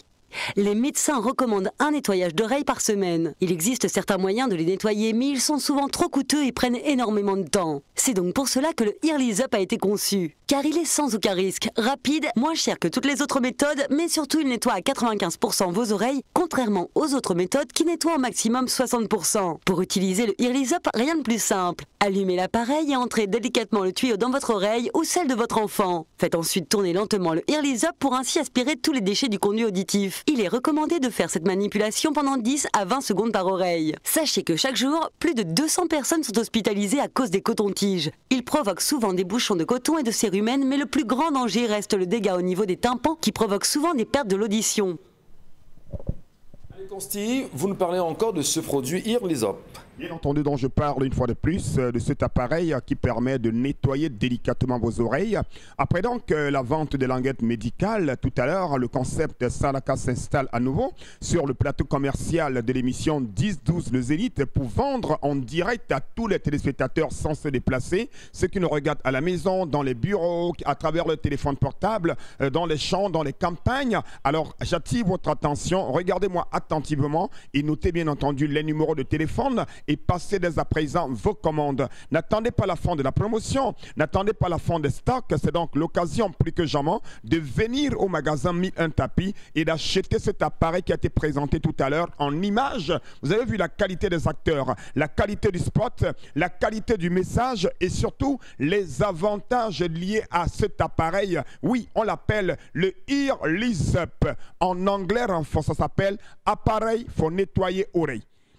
C'est appareil pour nettoyer oreille. C'est ça le nom de cet appareil en anglais renfoncé by Constilamine. Appareil pour nettoyer oreille. Chacun devrait l'avoir à la maison, chacun devrait l'avoir au bureau. Il est important de nettoyer les oreilles de temps en temps. J'attire l'attention des parents qui nous regardent en ce moment. Les enfants sont à l'école et parfois ces enfants prennent de temps en temps les stylos, ils prennent les crayons qu'ils enfoncent à l'intérieur des oreilles. C'est délicat, c'est pas bien. Donc évitez l'utilisation des objets pointus pour nettoyer les oreilles. Un appareil de qualité, un appareil révolutionnaire, un appareil conseillé par les médecins, le Earlys Up vous permet de nettoyer délicatement vos oreilles. Alors, comment l'utilise-t-on? On n'a pas besoin de le connecter au courant électrique. Vous mettez une pile à l'intérieur de cet appareil, vous fixez les différents, c'est-à-dire l'un des bouts que vous allez ensuite allumer et mettre pendant quelques secondes à l'intérieur de l'oreille.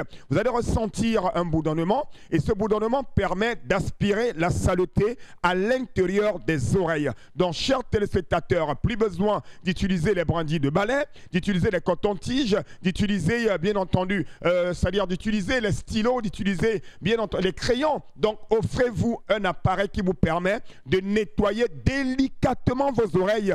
Et cet appareil s'appelle le Earlys Up, en anglais renfoncé, de Nicole Amsé, appareil pour nettoyer oreilles. Alors, parlons donc du prix Le prix qui s'affiche à l'écran depuis quelques secondes est le prix de promotion qui est de 7 500 francs. Mais nous sommes toujours en double réduction au magasin 1001 tapis et nous permettons à tous nos téléspectateurs de l'avoir à 7 000 francs. Cet appareil qui permet de nettoyer les oreilles, il vient dans un carton avec tous les accessoires. Vous l'avez à 7 000 francs. L'appareil pour nettoyer les oreilles, encore appelé appareil pour nettoyer oreilles, vous l'avez à 7 000 francs au magasin 1001 tapis. Merci beaucoup, Constil Amine. Merci à vous, madame, messieurs.